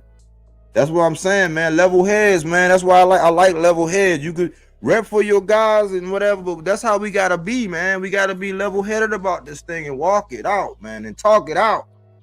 But let me address my man Jose's question, man. Let me address Jose's question about Clarissa. For the longest time, right, I was trying to find ways to actually like Clarissa, right? And I reduced it down to this. Inside of the ring, Clarissa is a beast. She's a beast, man. She's a beast. It's just that her personality makes her unlikable. Now, because of that, she don't have many advocates out here vying for her. She don't. Like, I thought it was bullshit that, and it's bullshit because in one of the biggest channels, one of the biggest casual 95% loudspeaker voice, like, they create narratives all fucking day. One of the biggest channels was pushing this narrative that Clarissa needed to drop down and she needed. I'm like, you don't ever ask no boxers that. There ain't nobody gonna ask Terrence Bud Crawford to drop down to 35 or 37 and fight Tank. No, they want them to move up. So it's like, because you don't really rock with Clarissa's personality, you would deem that she need to drop down and fight Baumgartner. And I'm like, hold on, listen. Baumgartner just came off that little situation with the PEDs. That's one. She can scrap, but she did come off that. She did come back and do that performance. But it was bullshit to try to ask Clarissa to try to drop down and fight Baumgartner at that lower weight. You would never fathom. I just gave you an example. You would never fathom your lips to do that. You wouldn't want Jamal Charlo to drop down to 40 and fight Sabril Matias. It just don't make no goddamn sense. But since they have, a lot of views, they get money, they get all this shit, people buy into it, they want to be part of the in crowd and all this and this and that. They started that narrative, right? So what you have happen is you have a back and forth between Clarissa and Baumgartner. And they say that Clarissa ducked Baumgartner, which is virtually impossible. Virtually impossible. Clarissa is a thick woman, man. And she can't do that. Like, she mess around and drop down and do that, that would not be to her advantage. If you big and you bad because you want to be great, then Elisa will have to move up, right? So what happened was, when she did her event and she got all those views, because of her personality, she didn't get the credit for having the most viewership at that time. Why? Because she doesn't make herself likable to the people. She go around trying to talk about she want to fight Keith Thurman, and she got to think those people have a whole fan base. She ran around talking about she can beat men, and then the sparring footage came out with a dude dropped her. I mean, she's saying she could beat up Tank. She's saying, like, she talk all of that, and that's not flattering to her and what she got going on. Like she's being the heel, but for her personality and where she's at, it doesn't benefit her. Now, with that being said, she didn't get the credit. She didn't get the credit for the viewership. And then she started, then she rubbed elbows with a major troll. I mean, you ain't talking about smoking at a gas station. You talking about sitting up on top of the gas pump with the nozzle in one hand, a cigarette to your mouth, and you actually flicking the light with the nozzle in your hand, trying to light your blunt while sitting on top of the gas pump. That's what she was doing with Cam. And he like, oh, you want to be famous? Oh, I'll make you famous. And what he did was, because they are casuals, man. They are casuals, man. Like Cam and Mason them are casuals, and because people want to be part of the in crowd, they want to agree. They're gonna side with them and what they say because truly they're casuals. They get spoon fed, they script, and the item they don't, because they're not into it like that. Like if it's hot, it's like, and some people are like that. If you ain't popping, if your name ain't ringing bells, why should I get to know you? Do something first, and that's fine. But they are casuals. They get a script, they read a script. A lot of times, you know, they might be a little bit off, but they really just for entertainment and just to get through. Some of it they care about, some of it they don't, but they're really entertainers. They're not really sports analysts. I think Mason's probably more serious about the analytics and all that, but it's only to a certain extent, so he know what he's talking about when he's talking about that. So when Cam didn't notice that she had the highest viewership, he didn't give her credit. And ain't nobody, because she don't have no advocates, ain't nobody gonna point it out the fact that, oh, okay, well, yeah, she did have the highest viewership until that fight happened with Amanda, right? And so he waited till after that, when the deed was already done, to where he can stand on business and say, oh, well, they did have more views than you and this and this and that. And because she's been so disrespectful to a lot of men, ain't nobody gonna come to your aid, man. If you've been running around acting like a fake ass bully, this and this and that, and then finally somebody bully you, ain't nobody gonna run to the bully's aid, even though in that case the bully might have been right. So she been having a chill. Like when she was doing all that Keith Thurman stuff and all that, I said, man, listen, man. Because I was one of the ones said, all right, and for the longest time, I said, man, nah, man, that's Keith Thurman, man. Like, that's a grown ass man. I don't care what you say. Yeah, sparring with headgear and all that, that's one thing. But like, that's a grown ass man, dog. That's one time. And I kept saying, I said, man, she need to leave Keith alone, man. She need to stop even entertaining this category, man. She need to stop entertaining. It's not gonna give her the. And so she made a lot of enemies with that, you know. And to be honest, it's kind of hard for a lot of men to actually watch women's boxing anyway. I talked to some of my people, some of my coworkers when I used to go to work and stuff, and they was like, man, I can't really get into it, man. I don't like seeing women and all that. So you really got to be in it. And so she had rubbed a lot of people the wrong way, and all the negative attention she getting now is really just it's karma in a sense. Even though I can see some spots in between all the things she was doing that I didn't like the behavior, but I saw where she was right, and it was like, well, you made it to where ain't nobody gonna defend you, man, because like your personality and the shit that you be on is toxic. It's toxic. You know what I'm saying? So I think she gotta I think she gotta chill, man. I think she kind of gotta rebrand, man.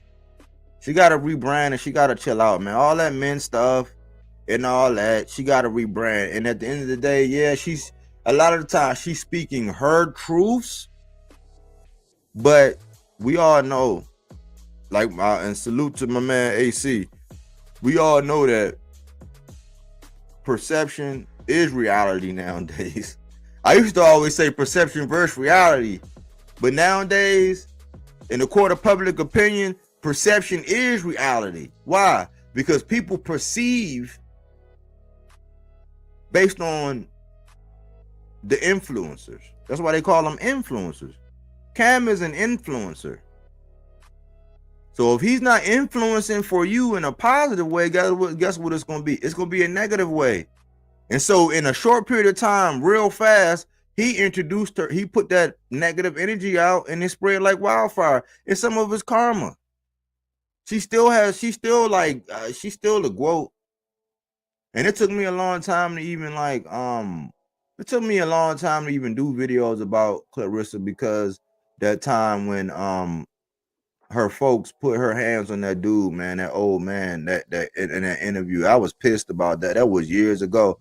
And that's back when the LDBC used to rock with her, though. I wasn't part of LDBC, but they used to rock with her. I'm like, man, how could y'all be rocking with her, man? She let her folks put her hands on that old man like that, man. Like, you know, they beat that old man up, man, punched him and shit. And so I didn't fuck with her for the longest time. And I just, you know, I appreciated her skills inside the ring, but I didn't fuck with her for the longest time.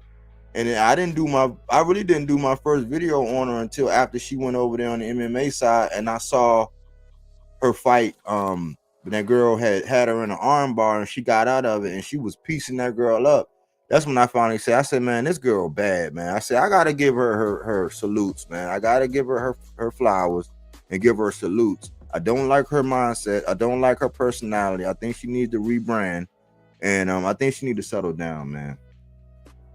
I think she needs to settle down, man. And I don't like that either. Just like I say, I don't like when people call Schofield Senior auntie.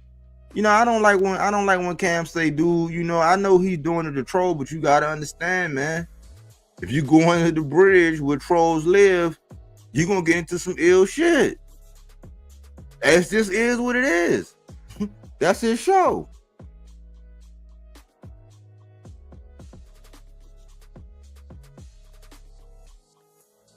Yeah, talking about he pulled the stuffings out the gloves. Shield said 154, and that ain't asking too much. Yeah, that's not asking too much.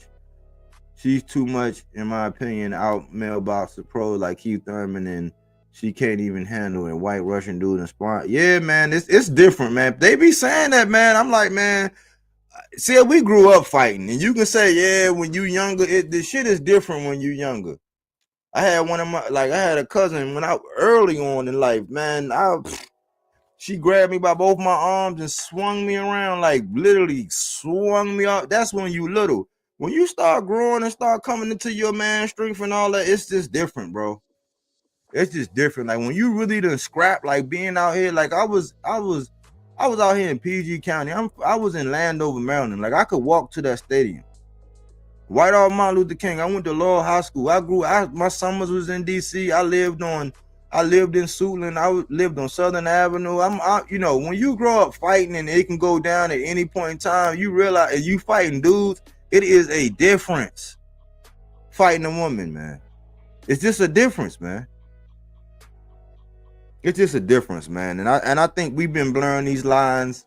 The people that advocate for these freak shows, they be blurring these lines. And I'm like, yeah, you're gonna keep blurring those lines, because listen, if a guy like Sabril Matias can send one up, if a Charles Conwell can send one up, you know, RIP to Data Chef, you know what I'm saying? You know, if they can do it, imagine a man like, I don't know, man. I think she need to chill out, man. And I think if she chilled out and was more, I can't even tell her to be more feminine, man, because she grown and she's set in her ways now, but she need to rebrand, man.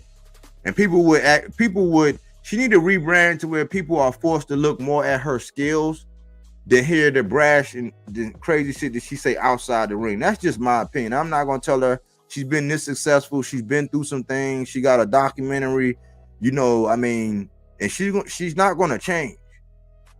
I just think that if she want, because it's like she's vying for attention, and she want people to salute her for her accolades and all that, but they're not going to do it because of the perception of how she is out here. And until that change, she's never going to get the full respect that she deserves. You know what I'm saying? And she's not going to have an advocate to be on her side to get her like the fights that she want, like some of the big fights, and, you know, be on her side to push the envelope. No, they're going to push for the other person. because they're always gonna line up on the other side because people want to see her lose. They want to. But she a bad girl, man, in that ring. I ain't gonna lie. She bad, man. I like Amanda though. I always said, I said, listen, man, like I've never seen Amanda Serrano not act feminine. She's the Punisher in my boxes to watch. You see her in my intro. She's the Punisher in my boxes to watch. I've never seen her be disrespectful, and I've never seen her be masculine. But she get inside that ring and she can bang. You know what I'm saying? I mean, some people have it. Some people have it and some people don't. And I think part of that is like, I don't know if you call it jealousy. I don't know what you would call it, but I never seen Amanda Serrano act disrespectful or not look feminine. Even in boxing, like I've never looked at her or heard her and said, dang, man, she want to be a man. Like I've never, but she would knock the shit out you inside that ring. She handled her business. And I think Clarissa can learn more from Amanda. You know what I'm saying? I think she could like as far as how she carry herself, I think she can learn more. But I can't take away from Clarissa's accolades. You know what I'm saying? She is the GOAT. For a long time I wouldn't admit it, but she is, man. She is. By what she's able to do in that ring.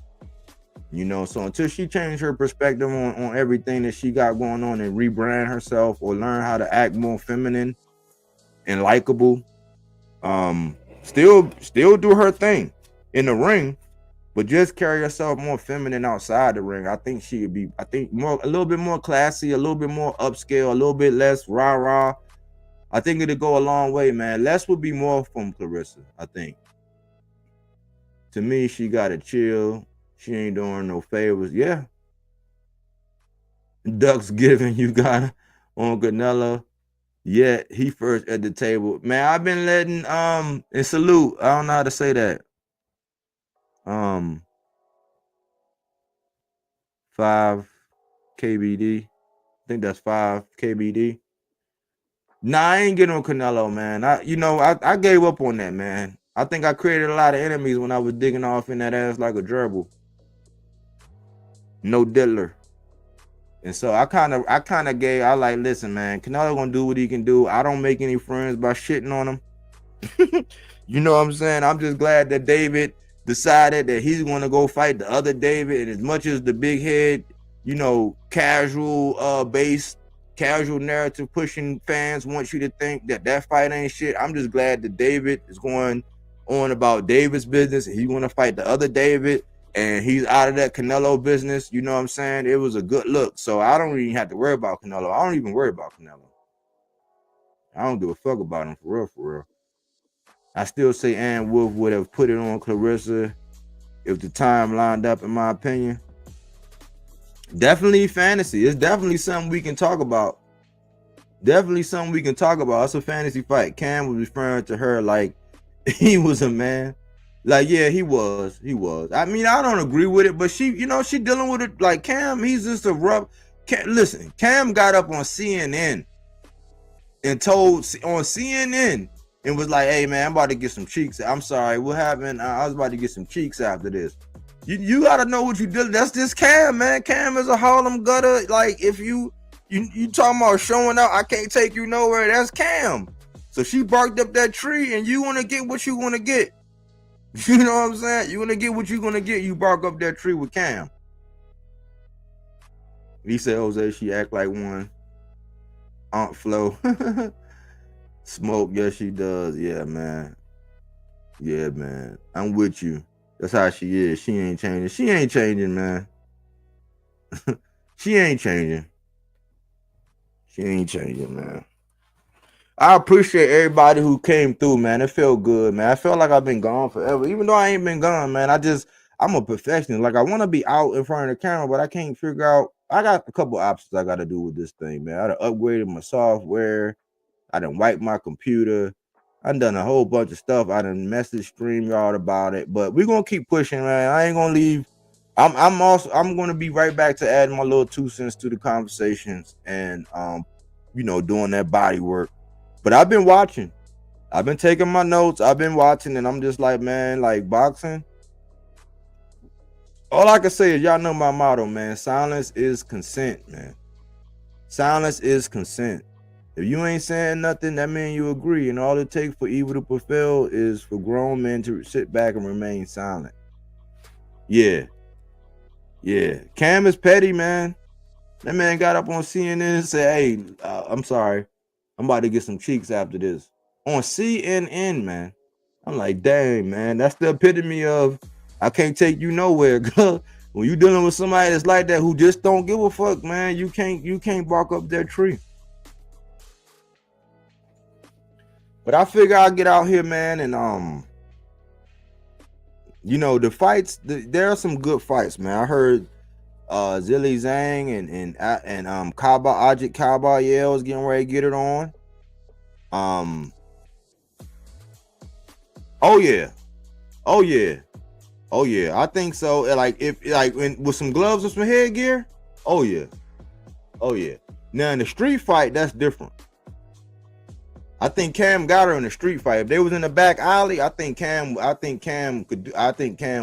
get her. But in the boxing ring with some boxing gloves, because Cam not a boxer. But in the boxing ring with some boxing gloves and some headgear, she'll give him problems. But out in the alley, like we was outside, like right outside, like let's take it outside. Nah, man. She ain't, nah. What's going on with Martin Bacoli? That's the real one. Oh, Martin Bacoli and what's his name? What's that dude name? From Top Rank.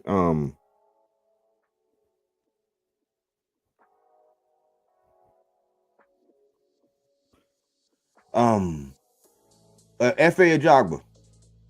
F.A. Ajagba and Martin Bacoli, baby. F.A. Ajagba and Martin Bacoli. Ay, man. Y'all know what that's gonna be like, man. That's gonna be like a big right hand festival. Even though I think Bacoli got it. You know what I'm saying? I think Bacoli got it, but god damn, that's gonna be, man. You talking about the potential, man. That's, hey, I have to admit, man, it's not the caliber of the heavyweights is not quite where it was, but it's going in the right direction. It's climbing back to where, like, and that's what I do give Sheik. I give Sheik a lot of I give him a lot of shit, you know what I'm saying? Because I don't think that he's making American boxing great. I think that he made the heavyweight division great. And shout out to Polly Malignaggi and them for stealing my talking point too. Because they love to say that shit now. I said that a long time ago. I said, man, I don't give Sheik no credit for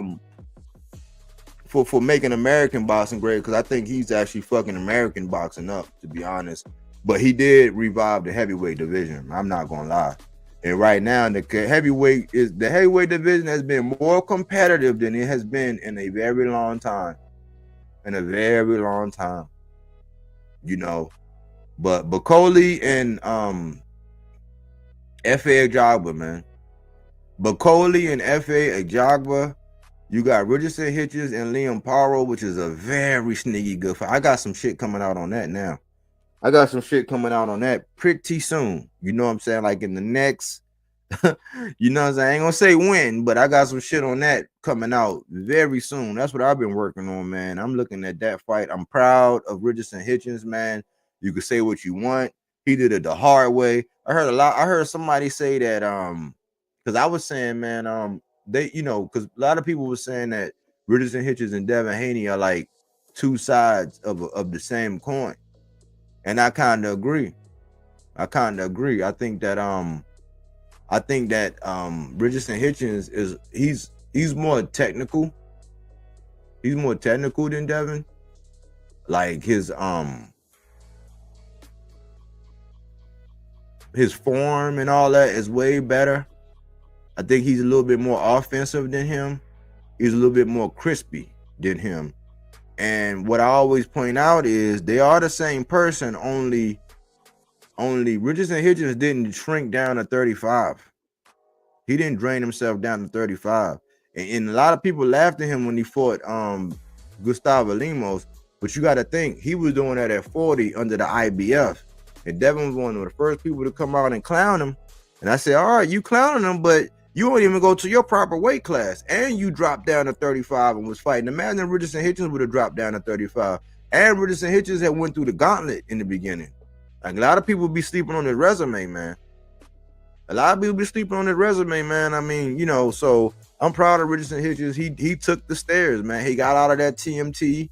He got over there, and he's turning out to be one of Eddie's successful stories. Because I give Eddie a lot of shit, but that's one of the things that he got right.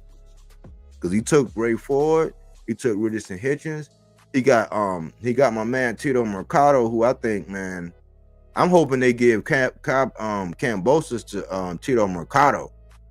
Wait till you put watch. You put Kambosos in there with somebody like Tito Mercado, they're gonna make Tito Mercado a star. I don't think Kambosos is gonna sign up for that ass whooping though. Cause that young boy is a beast. So Eddie got some irons in the cold.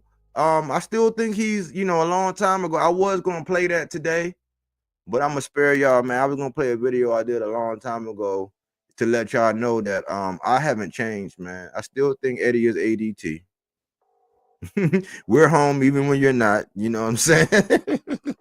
ADT, we're home even when you're not, man. He practiced, but I like what he's done with Richardson Hitchens, man. And a lot of people, because of popularity and this and that, they don't like him because he didn't have a dad that was all on YouTube and marketing and all that. He just stayed in the gym. He had his little affiliations with Tank. He had his affiliations with Shakur, but he's always represented New York. He's held it down. He's been vocal. He's been real. Like, Shakur got mad at him for saying that he couldn't go in there with De Los Santos to play around. I'm like, that's a real friend. Don't be telling me I'm gonna go in here and knock this nigga out and you like, nah, hold on, man. I seen Cuz, man. Cuz, hey, watch out for the left hook. You know what I'm saying? He got some feet. He like the you know, he like to grab. Like, I would like, nah, man, I like my friends to be real with me. Don't be telling me I can do it. Yeah, you can do it. And you know what I'm saying? You know I'm about to get fucked up. Like, no, keep it all the way a buck with me. Keep it 10 times 10 with me. You know what I'm saying? Don't gas me up. I like running on E. And he was a real dude, man. He said, listen, man, De Los Santos ain't no chump. Like, yeah, you should be concerned. Like, De Los Santos got the potential to be able to do this, to be able to do that. And that might have been why Shakur fought like that. But that's a good friend. He could have pumped Shakur and be like, hey, man, you go in there and watch him, man. He ain't got no power. It might have sparked his ass. You know what I'm saying? But that's a good friend, and Shakur got mad at him for it. So I don't understand this new era, this new age. Tell me I got a booger on my nose. Tell me I got toilet paper under my shoe. You know what I'm saying? Tell me some shit on the back of my shirt. You know what I'm saying? Tell me. I'm like, hey, I appreciate that, man. Good looking out. Thank you, man. Tell me I left my lights on in my car. That's what friends do.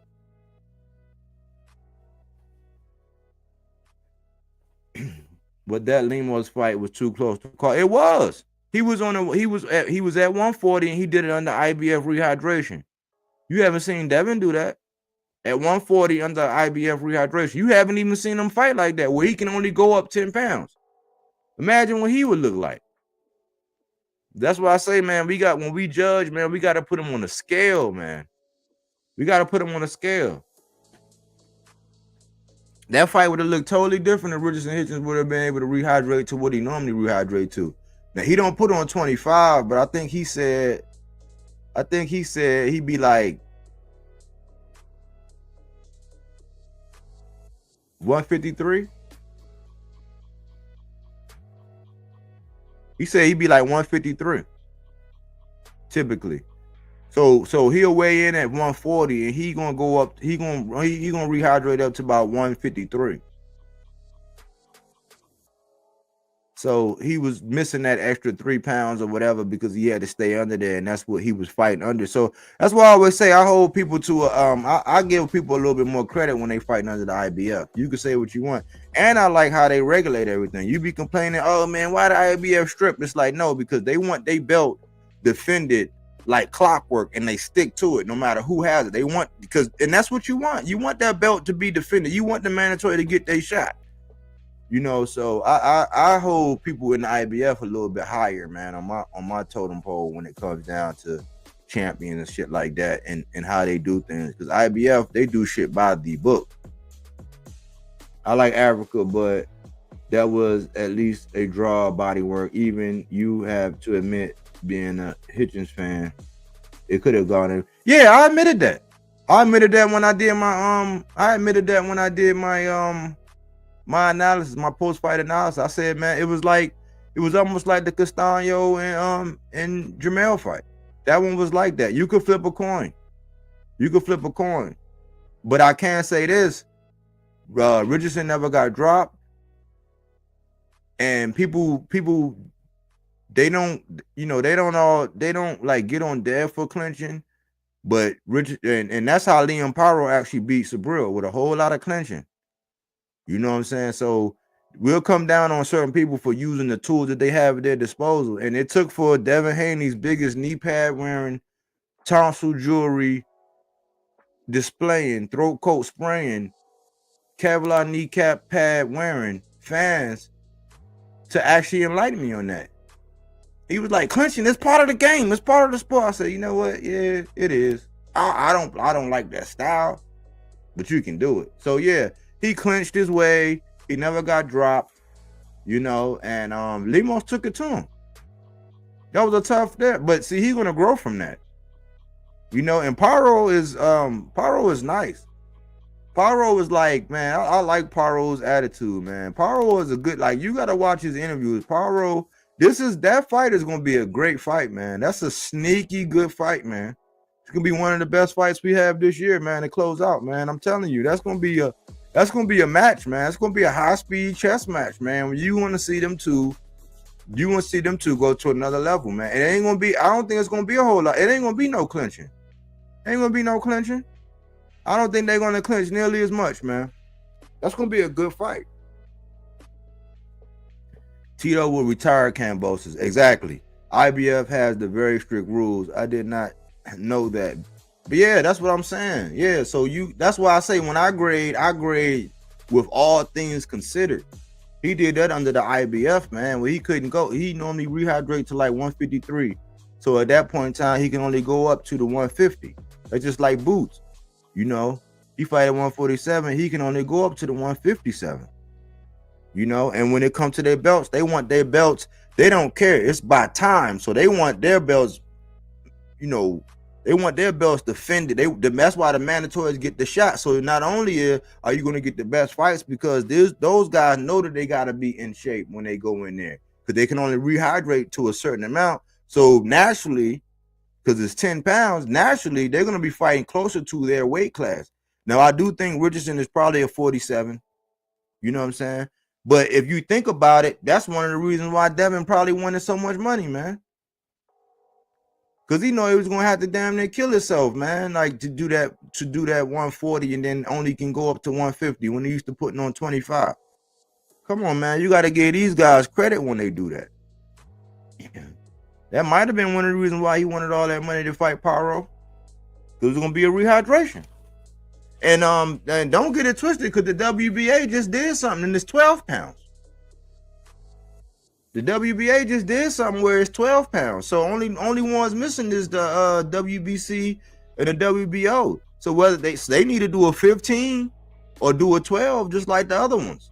But it need to come down to that. That way these guys fight in their right weight classes. They can only rehydrate. IBF 10, WBA 12. It's going to be the WBC and the WBO. They need to get in line, whether it's 15 or 12. They need to do it, man.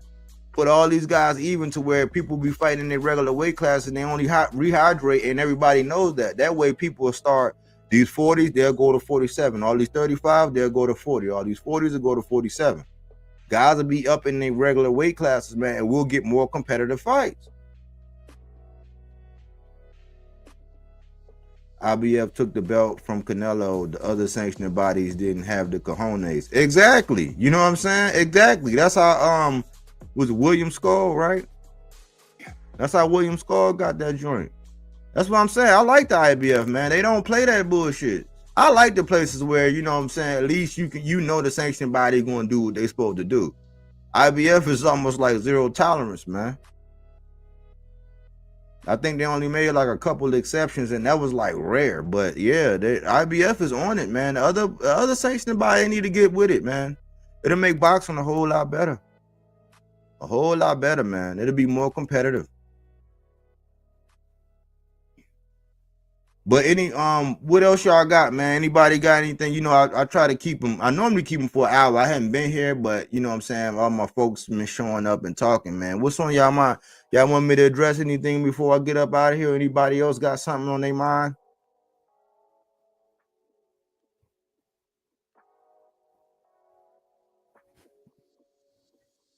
Jose said, yep. It feel good to see my people, man, back, man. I remember we used to get it jumping when we was on that Sabril, and Sabril is back, man. It's fucked up how Eddie did him, man, but Sabril is back, man. Eddie did him dirty, man. But he a man. Sabril ain't make no excuses. He got back in there, got his third round stoppage. You know what I'm saying? And you know, he back in the mix, so 140 is lit. But I ain't gonna hold y'all, man. I know it's Thanksgiving. I hope y'all are in a safe environment. I hope you made it home safe. I hope you I hope you had fun and you enjoyed your families and you got some respite. Because I know a lot of y'all gotta go back to work tomorrow. But it's gonna be Black Friday, man, and I'm probably gonna do something tomorrow, man. I don't know if it's gonna be a video or live, but I'm gonna be back in the building. Peace, bro. I know you loving having Saquon. Hell yeah, man. Man, this is the best thing since when I woke up. I woke up one morning and somebody was like, "Hey, y'all got Mike Vick." I said, "Man, stop lying, man." I closed my eyes and rolled over. I woke up. That shit was all over the news. When I heard we had Saquon, because we had Miles. We had Miles Sanders, man. And I'm like, dang, that's crazy. But if we would have had them both, if we would have had our own little version of Thunder and Lightning, but shit, we got Thunder and Lightning and Saquon. The man probably got one of the best highlight reels, the hurdle backwards, the backwards hurdle, you know what I'm saying? We on fire, man. I just hope we keep it. I see Detroit doing their thing, man. I think that's the team to beat Detroit, man. They finally got their mojo. I'm happy for Detroit too. Cause they endured they almost like the Browns. They like right. I think they probably behind the Browns, you know what I'm saying? But the Browns, they've been in the dark, they've been in the dark ages for a while, but them Detroits, man, they've been in the dark since Barry. Even when they had Barry, which is my favorite running back of all time, even when they had him, man, they were still losing. Barry would just get his man. But yeah, I'm happy, man. I'm happy about Saquon. I'm happy for the Eagles, man. Thanks for the fire, Bodywork. We like going in. Yeah, Johnny. I appreciate it, man. Thanks for the motivation, man. Everybody hit the like button, hit the subscribe button. You know what I'm saying? Update your notifications if you haven't. And if you catch this on the playback, holler at me. Talk to me. I'll talk back. Saquon might be the MVP. He might. I think he is because he's having a career high year. You know what I'm saying? We running away with it. Jumping backwards, that was crazy, yeah.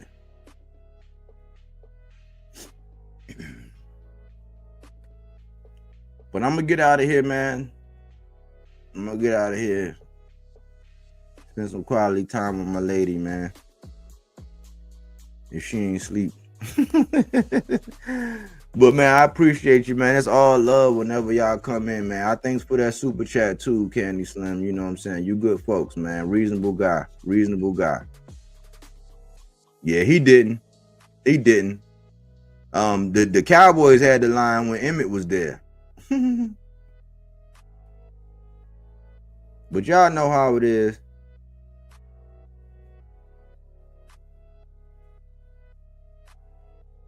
But everybody who came through, man, even Champion Sports Boxing, man, come through more often, man. But But salute to Candy Slim for that super chat. Salute to Smoke, Jose Rodriguez, Johnny Allison. All my people was in here today. It felt good, man. I'll be back. Y'all look out for that good hot fire, man. I'm back on it. Y'all, took a little break to try to get this computer situation right, but I can't, you know what I'm saying? I can't let the PC stop anything, y'all. But thanks for choosing Bodywork Boxing. But we don't take things for face value. We do that body work. He didn't want to box. He wanted to actually prove that he could punch with you. He was like, what the fuck is this nigga, right? Oh, okay, you want to go to sleep. You tired. Welcome to Bodywork.